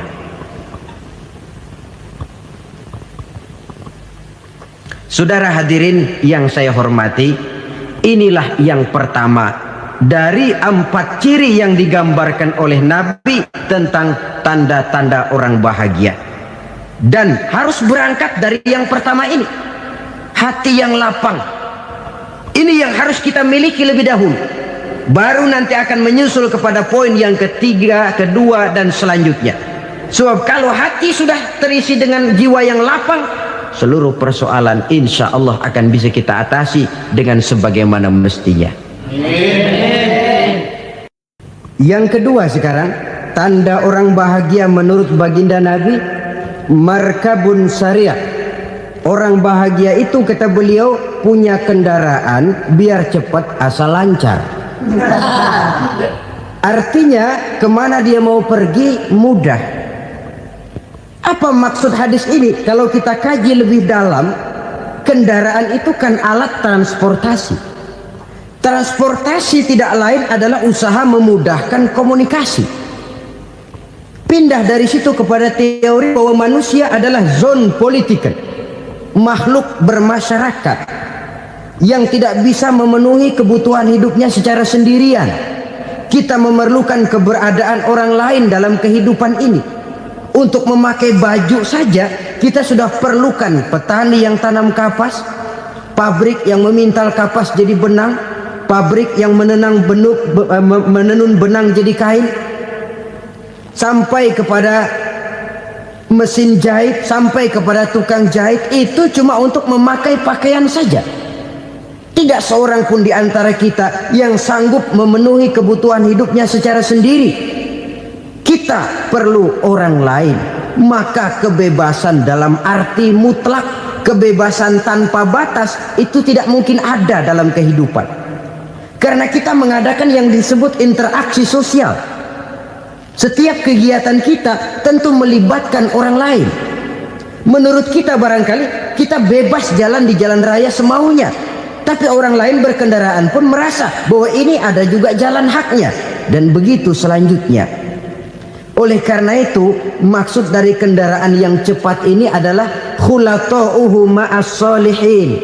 Lingkungan pergaulannya terdiri dari orang-orang soleh. Pergaulannya luas. Kemana dia pergi ada temannya. Kesulitannya ada tempat dia cerita. Dan kesulitan kalau sudah diceritakan kepada orang lain, taruh kata orang itu tidak bisa menolong, namun menceritakannya kepada orang yang kita percayai, kan paling kurang sudah mengurangi beban jiwa, mengurangi tanggungan batin, merasa masih ada tempat kita cerita. Maka lebih baik orang awam yang mau bergaul ketimbang orang setengah alim tapi ngunci pintu. Sebab nantinya akan timbul sikap picik, cupik pandangan, dan tidak luas menghadapi kenyataan dalam kehidupan ini. Namun yang harus kita garis bawahi, pergaulan memang mesti luas. Namun jangan sekali-kali lupa bahwa pergaulan sangat besar pengaruhnya dalam ikut membentuk kepribadian manusia. Sehari-hari bisa kita bilang, kalau kita dekat sama tukang minyak wangi, sekalipun nggak dibagi minyaknya, baunya tentu dapat. Betul? Tapi dekat sama tukang elas, walaupun nggak kena apinya, asapnya mesti kena. Kalau Syauqi mengatakan lebih jelas lagi, man asyaral asyrafa asa musyarrafan wa muasyiral anzali ghairu musyarrafin. Awalam taral jildal hakira muqabbalan bisagri lamma sara jildal mushaf. Siapa yang bergaul dengan orang mulia, dia bakal ikut menjadi mulia. Tapi siapa yang berteman dengan orang hina, dia tidak bakal ikut menjadi mulia. Tidakkah kau lihat, kata Syauqi, kulit kambing yang hina pun dicium orang ketika menjadi kantong Quran. Kulit kambing hina, kalau dia sendirian gak ada yang mau cium. Tapi begitu dia bergaul dengan Quran, menjadi kantong Quran, dipakein minyak wangi, ditaruh di tempat yang tinggi, mau diambil dicium dulu, dibawa dengan penuh hormat dan hati-hati. Kulit kambing yang hina lantaran berteman dengan Quran, numpang mujur. Tapi coba lihat kalau kulit kambing berteman dengan kayu, jadi beduk, habis. Zohor dikemplang, asar dipukul. Itu pun sedikit saja, cuma salah milih teman. Yang temannya Quran dihormati orang, yang temannya kayu lantaran jadi beduk, gelap-gelap subuh orang udah kemplangnya.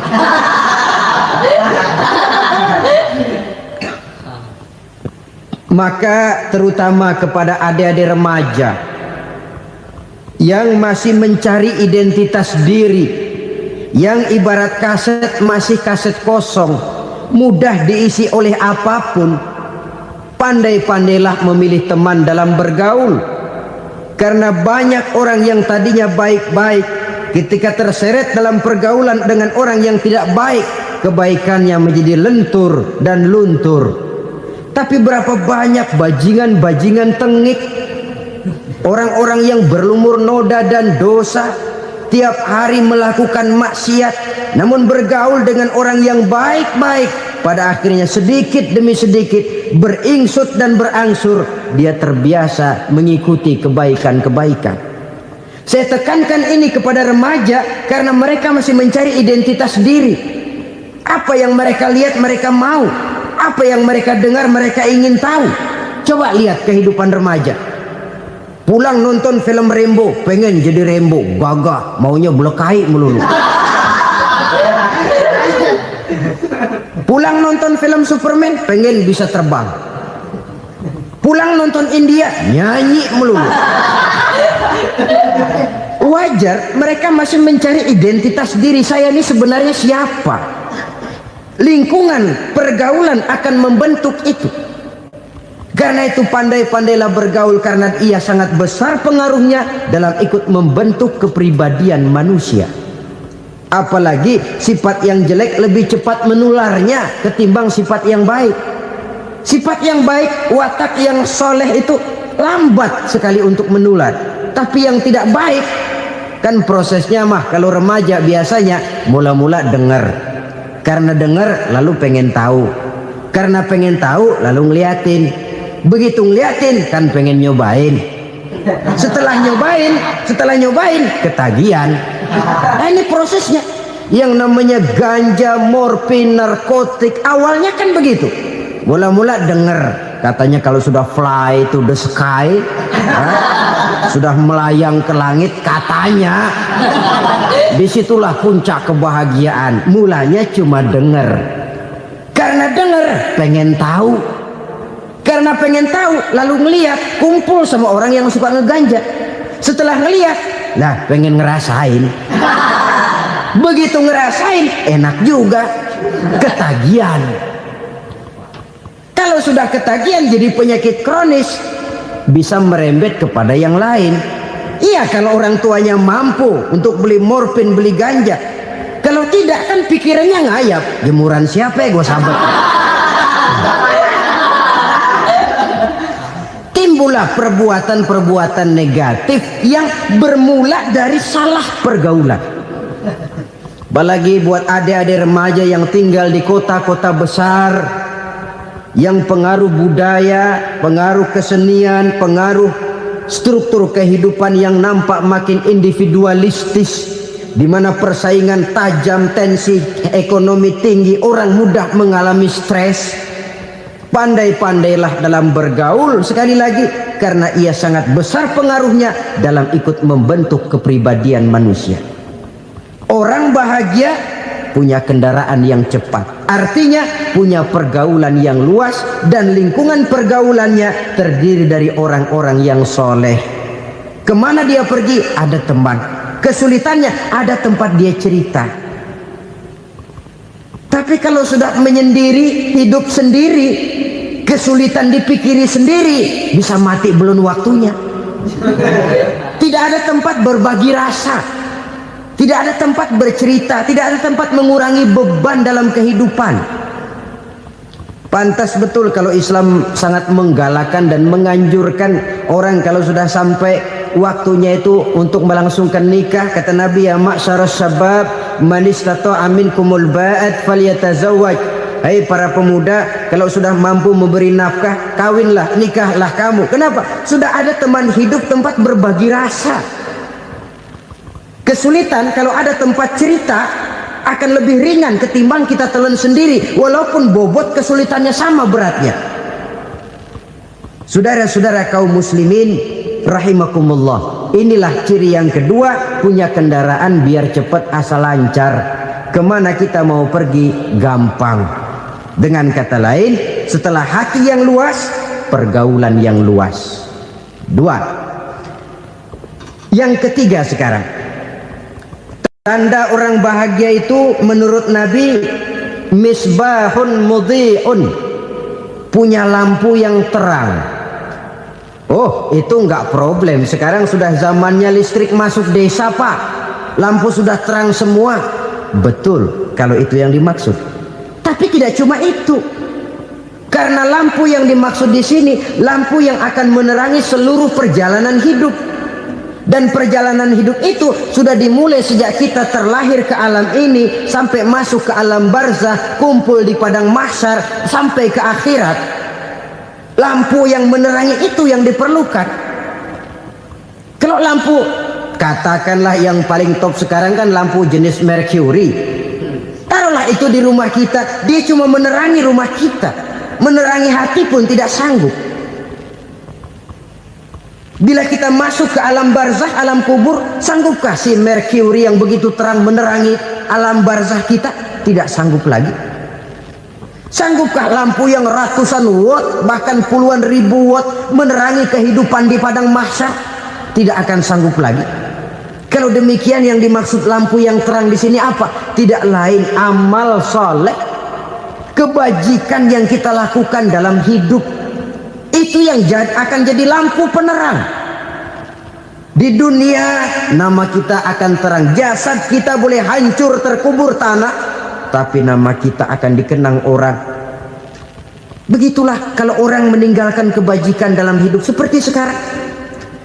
Ribuan orang tiap saat berziarah ke kubur Imam Syafi'i, ke kubur Imam Malik, ke kubur Imam Ghazali, ke kubur orang yang baik-baik, orang yang soleh-soleh. Kebajikannya yang ditinggalkan, yang mengukir namanya dengan tinta emas, sehingga saudara sudah terbaring di alam kubur. Orang lewat, Allah, ini kuburannya Fulan bin Fulan, dulu ini kebaikannya Masya Allah, saya ikut merasakan. Mari kita mampir sebentar, kita Fatihah, mohon disampaikan Allah pahalanya kepada almarhum. Al-Fatihah. Itu kalau orang baik-baik. Lalu saudara tanya, Pak, orang mati dikirimin Fatihah apa nyampe pahalanya? Saya jawab, kalau saudara nggak percaya, mati dulu dah. Nanti saya Fatihain, tungguin di sana. Umpama nggak sampai, balik lagi kemari. Sekarang ini kan maunya otak-otakan saja. Kalau nggak masuk otak, nggak percaya. Padahal alam gaib itu nggak bisa diotak-otakin. Sama saja dengan saudara pernah dengar cerita kapal tanpa emas tenggelam kan? Pernah nggak? Di mana? Ya, di laut Masalembo. Begitu ke Tampo Mas tenggelam, ratusan penumpang itu terjun ke laut, dipermainkan gelombang, berjuang menghadapi maut itu. Orang lagi timbul tenggelam di lautan, dihantam ombak, kita tengokin pakai helikopter. Pak, lagi timbul tenggelam ya? Iya, tolongin. Jangan khawatir Pak, nih saya kirim intan Pak, harganya 10 juta. Kira-kira orang yang timbul tenggelam di laut seneng nggak? Tidak. Kan mahal toh intan 10 juta. Kenapa dia nggak senang? Karena intan 10 juta dalam kondisi seperti itu tidak sanggup menyelamatkan dia. Dia akan girang kalau dikirimin ban mobil bekas, dikirimin papan terentang atau bambu. Intan yang 10 juta dia nggak girang. Ban mobil bekas yang 1000 perak, tuh pegang, itu yang dia girang betul. Inilah sebabnya Nabi berkata, mal mayyitu fi qabrihi illa kal ghariqil mutaghawwis. Orang yang meninggal di alam kuburnya seperti orang timbul tenggelam di lautan. Yantaziru da'watan min ahli, menunggu doa dari keluarganya yang masih hidup. Duh, bapak saya sudah meninggal, saya sayang benar sama dia. Kirimin kulkas ke kuburannya Itu sama saja dengan tadi orang tenggelam di lautan dikirimi intan yang harganya 10 juta, ndak sampai. Begitulah kalau kebajikan yang kita tinggalkan dalam hidup, sudah mati pun kubur kita masih diziarahi orang. Tapi kalau jahat yang kita tinggalkan, boro-boro lah orang mau doa lewat dekat kuburan kita juga serem. Tuh bajingan noh, dulu mati dipendem di situ tuh. Jangan lewat situ, ntar kesurupan, jangan. Lewat saja orang ngeri. Konon lagi membacakan Fatihah dan mengirimkan doa. Hidup pada hakikatnya adalah kesempatan untuk berbuat baik. Maka sekali kesempatan itu diberikan, manfaatkan dengan sebaiknya. Sebab kesempatan kedua tidak akan pernah ada. Kesempatan berbuat baik di sini, di akhirat sudah pembalasan namanya. Sekali kesempatan itu dicabut, dia tidak akan pernah dikembalikan lagi. Kata Iqbal, hidup tidak mundur ke belakang, Bung. Berhenti diinjak orang, mundur hancur. Tidak ada kata mundur dalam hidup ini. Berhenti diinjak orang, mundur kecebur. Tidak ada kata lain. Harus maju dalam kehidupan, dalam artian yang positif. Hidup adalah kesempatan untuk mengumpulkan kebajikan yang sebanyak-banyaknya. Di situ nilai daripada manusia. Sekarang ini memang nggak kelihatan kok, orang yang banyak pahala sama yang banyak dosa nggak kelihatan kok. Barangkali kalau habis bikin dosa palanya pada benjol, mungkin orang takut sama dosa. Tapi sekarang sama saja, orang yang banyak dosa dengan yang nggak banyak dosa jalan bareng dari belakang, sama, nggak kelihatan beda. Tapi ada waktunya di mana pahala memegang peranan, di mana dosa diperlihatkan. Sama saja kalau kita bawa mobil siang, lampu kan nggak begitu berfungsi. Apa lalu bilang, alah ini lampu berat-beratin, copot-copotin aja dah. Tidak perlu begitu. Kenapa? Pada suatu saat malam senja akan datang. Bila matahari terbenam, senja pun datang, gelap mulai merayap, disitulah baru terasa perlunya lampu. Pahala begitu. Sekarang orang yang nggak ada pahalanya nggak kelihatan dalam kehidupan. Tapi pada suatu saat senja kehidupan akan datang. Ajal merenggut nyawa, malam merayap, dan hidup mulai diliputi kegelapan di alam barzah. Dikala itu kalau nggak punya lampu, alangkah malangnya kita. Sebab amal yang baik, kata Nabi, di alam barzah itu akan diciptakan menjadi perempuan yang cantik menemani kita. Amal yang jahat akan menjadi orang yang paling jelek nemenin kita. Udah di tempat gelap yang nemenin jelek.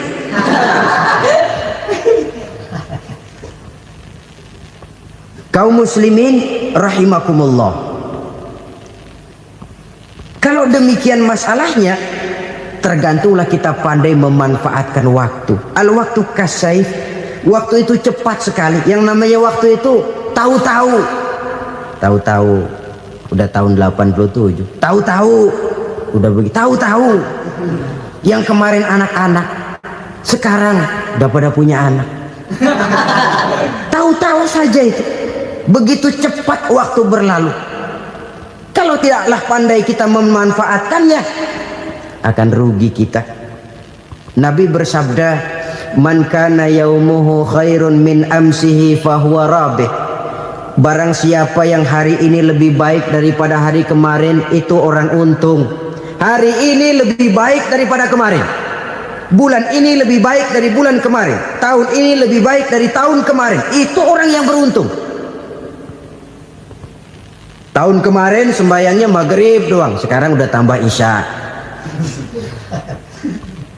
Tahun kemarin cuman Idul Fitri aja ngancem bener, sekarang udah tambah Jumat, lalu tambah lagi maghrib, tambah lagi isya, dan selanjutnya. Hari ini lebih baik daripada kemarin, itu orang yang beruntung. Wa man kana yaumuhu mislu amsihi fahuwa khasir. Lalu barang siapa yang hari ini sama saja dengan hari kemarin, itu orang rugi. Hari ini sama dengan kemarin, rugi itu. Bulan ini begitu, bulan kemarin begitu, tahun ini begitu, tahun lalu juga begitu. Rugi itu orang. Rugi apa? Rugi umur. Umur tambah, amalan nggak pernah tambah. Dan saya pikir lebih merupakan azab ketimbang nikmat kalau orang dikasih panjang umur cuma untuk numpuk dosa. Mending mana? Panjang umur banyak dosa sama pendek umur dikit dosa? Mending mana? Mending mana? Ya, paling mending tentu panjang umur banyak pahala. Tapi kalau tidak, sekali lagi, lebih merupakan azab ketimbang nikmat kalau orang diberikan panjang umur tapi cuma untuk sekedar menumpuk dosa. Kehilangan kesadaran bahwa dunia bukan terminal akhir dari satu perjalanan. Dia cuma halte di mana kita berhenti sebentar untuk menuju kepada terminal yang hakiki. Saudara-saudara kaum muslimin rahimakumullah. Inilah lampu yang akan menerangi kehidupan. Amal yang kita lakukan di dalam kehidupan. Jadi yang dimaksud dengan lampu yang terang, kebajikan yang kita kerjakan dalam hidup. Nah, setiap orang di awal tadi saya bilang ingin bahagia. Bahagia itu kan hakikatnya kumpulan senang dan selamat. Senang, selamat. Apa bedanya? Senang tapi tidak selamat, nggak bahagia. Selamat tapi nggak senang, nggak bahagia orang. Contoh, kalau orang korupsi, duitnya banyak, senang dia, tapi keselamatannya. Ada tentara baris di samping rumahnya udah bingung, padahal tentara latihan. Tentara cuma latihan, dia bingung. Senang, tapi karena keselamatannya tidak terjamin, dia tidak bahagia. Sebaliknya pegawai negeri jujur benar, cuma segaji-gajinya, selamat nggak korupsi, tapi melarat, ya nggak bahagia juga, kurang senang. Kesenangan dan keselamatan untuk dunia saja, ya sekali lagi, Kalau cuma sekedar untuk dunia saja, bisa dibeli pakai uang. Bisa dibeli pakai uang. Saudara ingin selamat, bisa dibeli pakai uang. Saudara ingin senang, bisa dibeli dengan uang. Tapi setelah mati, masuk ke alam barzah, habis kekuasaan uang. Nggak bisa lagi beli keselamatan pakai uang. Tidak mungkin lagi membeli kesenangan dengan uang. Di situ pahala yang megang peranan. Makin banyak pahala, makin banyak saham untuk membeli kesenangan dan keselamatan, untuk memperoleh yang namanya bahagia. Dan jangan lupa loh, di alam barzah kita nggak sebentar, menunggu datangnya kiamat. Loh iya, kalau kita begitu dikuburin terus kiamat datang, untung. Tapi kalau masih harus 1000, 2000, puluhan ribu tahun yang akan datang, dalam satu penantian yang begitu lama, tanpa saham untuk memperoleh kebahagiaan, satu kemalangan yang tidak ada pernah putus-putusnya. Janganlah tergelincir oleh kebahagiaan sebentar yang menipu dengan mengorbankan kebahagiaan hakiki yang berjangka panjang.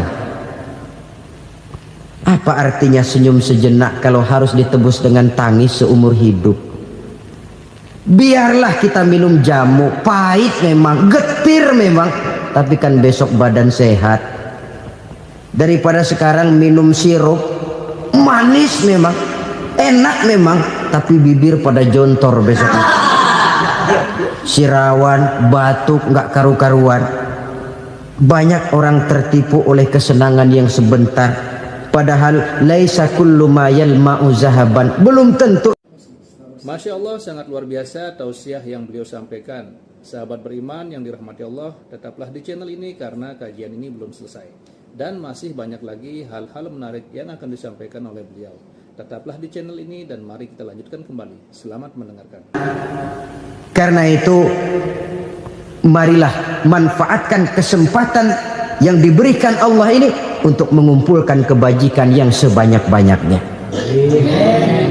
Yang terakhir sekarang, yang keempat, tanda orang bahagia kata Nabi. Zaujatun salihah. Orang bahagia itu tanda yang keempat kata Nabi, punya istri biar cakep asal taat. Sudah surga itu sudah. Cakep taat. Istri kayak gitu, kalau belum mati jangan dikuburin dulu itu. Sudah cakep taat lagi. Tapi kadang-kadang enggak, udah jelek ngadat melulu. Apa yang mau dipilih? Sebab itu Quran mengatakan istri pakaian untuk suami, suami pakaian untuk istri. Kenapa suami istri diibaratkan pakaian? Alangkah tingginya gaya bahasa Quran ini. Suami istri teman hidup, hidup perjalanan panjang. Sejak kita dalam rahim sudah ada hidup kan di sini. Sampai ke alam dunia, masuk ke alam barzah, kumpul di padang mahsyar, sampai menuju akhirat, itu perjalanan hidup. Carilah istri atau suami teman hidup yang membawa manfaat tidak hanya kehidupan di dunia ini, sampai di alam barzah, sampai di padang mahsyar. Suaminya mungkin meninggal lebih dulu atau istrinya mungkin meninggal lebih dulu, tapi suami atau istri yang masih hidup berbuat kebajikan. Suami saya meninggal, ada hartanya, saya sedekahkan, niat pahala untuk almarhum suami saya. Ini teman hidup, tidak dibatasi dan tidak bisa dipisahkan oleh maut sekalipun. Zohirnya mungkin pisah, badannya mungkin pisah, tapi hatinya, jiwanya, kebersamaannya dalam menghadapi kehidupan. Karena itu saudara-saudara, bahasa Quran indah. Suami istri diibaratkan seperti pakaian.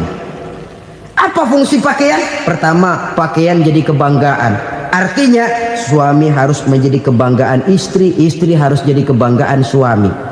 Yang kedua, pakaian itu kan fungsinya menutup aurat. Artinya sesama suami istri harus saling menjaga kekurangan masing-masing. Jangan malah sesama suami istri saling membongkar rahasia dan aibnya sendiri-sendiri. Istrinya diceritain jeleknya di mana-mana, atau suaminya dibongkar rahasianya di pasar umum. Itu sudah tidak lagi berfungsi sebagai pakaian.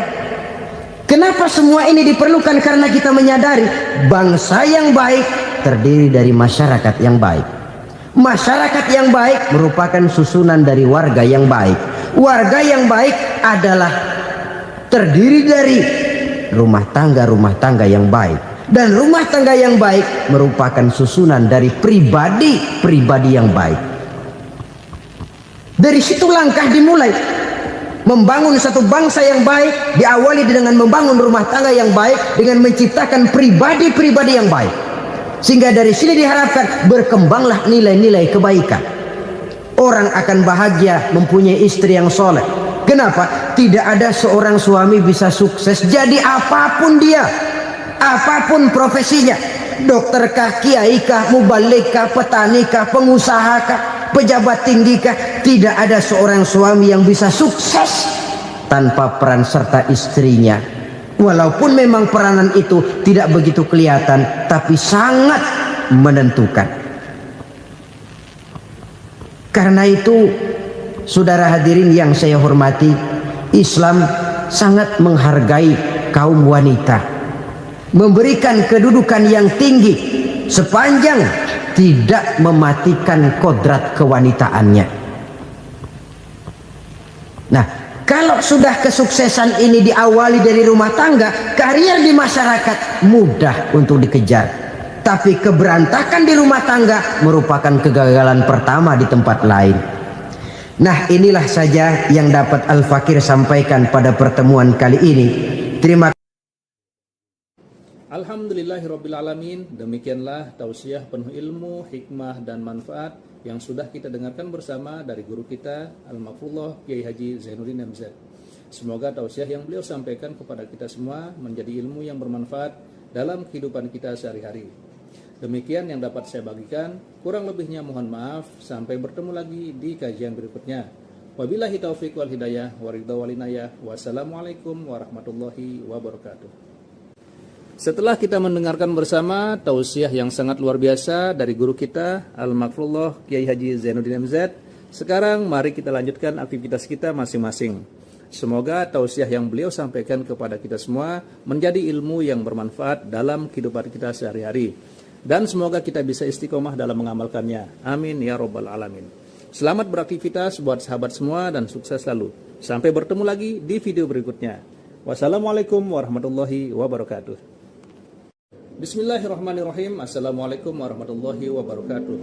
Alhamdulillahirrabbilalamin. Wassalatu wassalamu ala ashrafil anbiya'i wal mursalin Sayyidina Muhammadin wa ala alihi wa sahbihi ajma'in, amma ba'du. Sahabat beriman yang dimuliakan Allah, syukur alhamdulillah kita bertemu lagi di channel ini. Pada kesempatan yang berbahagia ini, mari sejenak kita luangkan waktu kita untuk bersama-sama menyimak tausiah fenomenal dari guru kita Al-Mafrullah Kiai Haji Zainuddin MZ. Tentunya banyak sekali ilmu, hikmah, dan manfaat yang bisa kita jadikan pelajaran dalam kehidupan kita sehari-hari. Berikut ini mari kita simak bersama isi tausiah beliau. Selamat mendengarkan. Bapak-bapak, ibu-ibu, saudara-saudara kaum muslimin rahimakumullah. Murai di dahan dan koko ayam di kandang. Dunia ini penuh dengan berbagai macam kesibukan. Sejak dari petani yang turun ke ladang, pedagang yang berangkat ke pasar, pelajar yang menuju sekolah, sampai kepada pegawai yang berangkat ke kantor, seluruhnya tidak lain untuk mencari sesuatu yang bernama bahagia. Setiap orang menginginkan kebahagiaan dan tidak seorang pun menginginkan kesengsaraan dalam kehidupan ini. Namun nyatanya tidak setiap orang yang ingin bahagia mengetahui jalan yang harus ditempuhnya untuk sampai kepada kebahagiaan itu. Maka pada kesempatan pertemuan kali ini saya ingin menyampaikan sebuah hadis dari junjungan kita baginda Nabi besar Muhammad sallallahu alaihi wasallam yang termuat dalam kitab Mukhtarul Ahadits An-Nabawiyah, di mana beliau bersabda, arba'un min sa'adatil mar'i. Ada 4 perkara yang merupakan tanda dari orang bahagia. Saya mau tanya, Di antara saudara-saudara yang hadir di sini, apa ada yang kepengen jadi orang sengsara? Seluruhnya tentu ingin mendapatkan kebahagiaan. Maka menurut resep dari Nabi kita, tanda orang bahagia itu 4. Jadi kalau saudara ingin bahagia, harus mempunyai 4 perkara ini. Yang pertama, orang bahagia itu kata Nabi, darun wasi'un, punya rumah biar bagus asal gede. Enak ngaturnya daripada sudah punya rumah kecil, adanya di pinggir kali, gubuk, kalau hujan bocor, miring lagi, kiamat. Loh, kalau gitu Islam materialis dong. Hadis ini boleh diartikan dengan makna hakiki, arti yang sebenarnya. Boleh diartikan dengan makna majazi, arti kiasan. Kalau dia diartikan dengan arti kias, maka yang dimaksud darun wasi'un ay qalbun wasi'un, rumah yang luas tidak lain daripada hati yang lapang. Karena di situ kunci kebahagiaan yang sebenarnya. Walaupun kita cuma tinggal di petak berukuran 2 kali 3 meter, kalau hati kita luas rasanya rumah itu. Tapi biar rumah kita halamannya saja puluhan ribu hektar, ada kolam renangnya, kamar tidurnya tidak lagi terhitung. Kalau hati yang menempati rumah itu sempit, maka akan terasa sempit jugalah rumah itu. Tempat bergantungnya tidak lain adalah hati. Marilah kita mencoba melihat berbagai pandangan orang tentang bahagia ini. Ada orang menyangka bahwa bahagia itu kalau dia mendapatkan harta yang sebanyak-banyaknya. Siapa yang banyak harta, dialah raja. Apa yang dia mau, seluruhnya bisa dibeli. Keamanannya, dia bisa menyewa petugas. Seluruh fasilitas untuk menyenangkan kehidupannya bisa dibeli. Pendeknya, hartalah segala-galanya dalam kehidupan. Sampai ada pepatah mengatakan, innad darahima fil amakini kulliha taksur rijala mahabatan wa jalala. Sesungguhnya harta, dinar, dirham, uang, di mana-mana selalu bikin hebat orang yang memilikinya. Coba lihat, orang yang punya duit sama yang enggak punya duit, jangan gaya hidupnya, gaya jalannya aja lain. Wahia lisanun liman arada fasahatan, wahia silahun liman arada qitala. Uang adalah senjata yang paling ampuh bagi orang yang mau pergi perang, dan lidah yang paling fasih bagi orang yang mau bicara. Kalau bicara dengan lidah macet, cobalah bicara dengan harta, lancar. Sampai ada pepatah demikian, segalanya bisa diatur dengan harta. Maka di kalangan orang yang berpandangan semacam itu, seluruh kegiatan hidupnya hanya terfokus kepada bagaimana mengumpulkan harta yang sebanyak-banyaknya. Tidak peduli halal haram, tidak kenal sore pagi siang dan malam, tidak sempat sujud, jauh dari agama, jauh dari kehidupan yang bersifat ruhaniyah, jauh dari Allah dan sebagainya.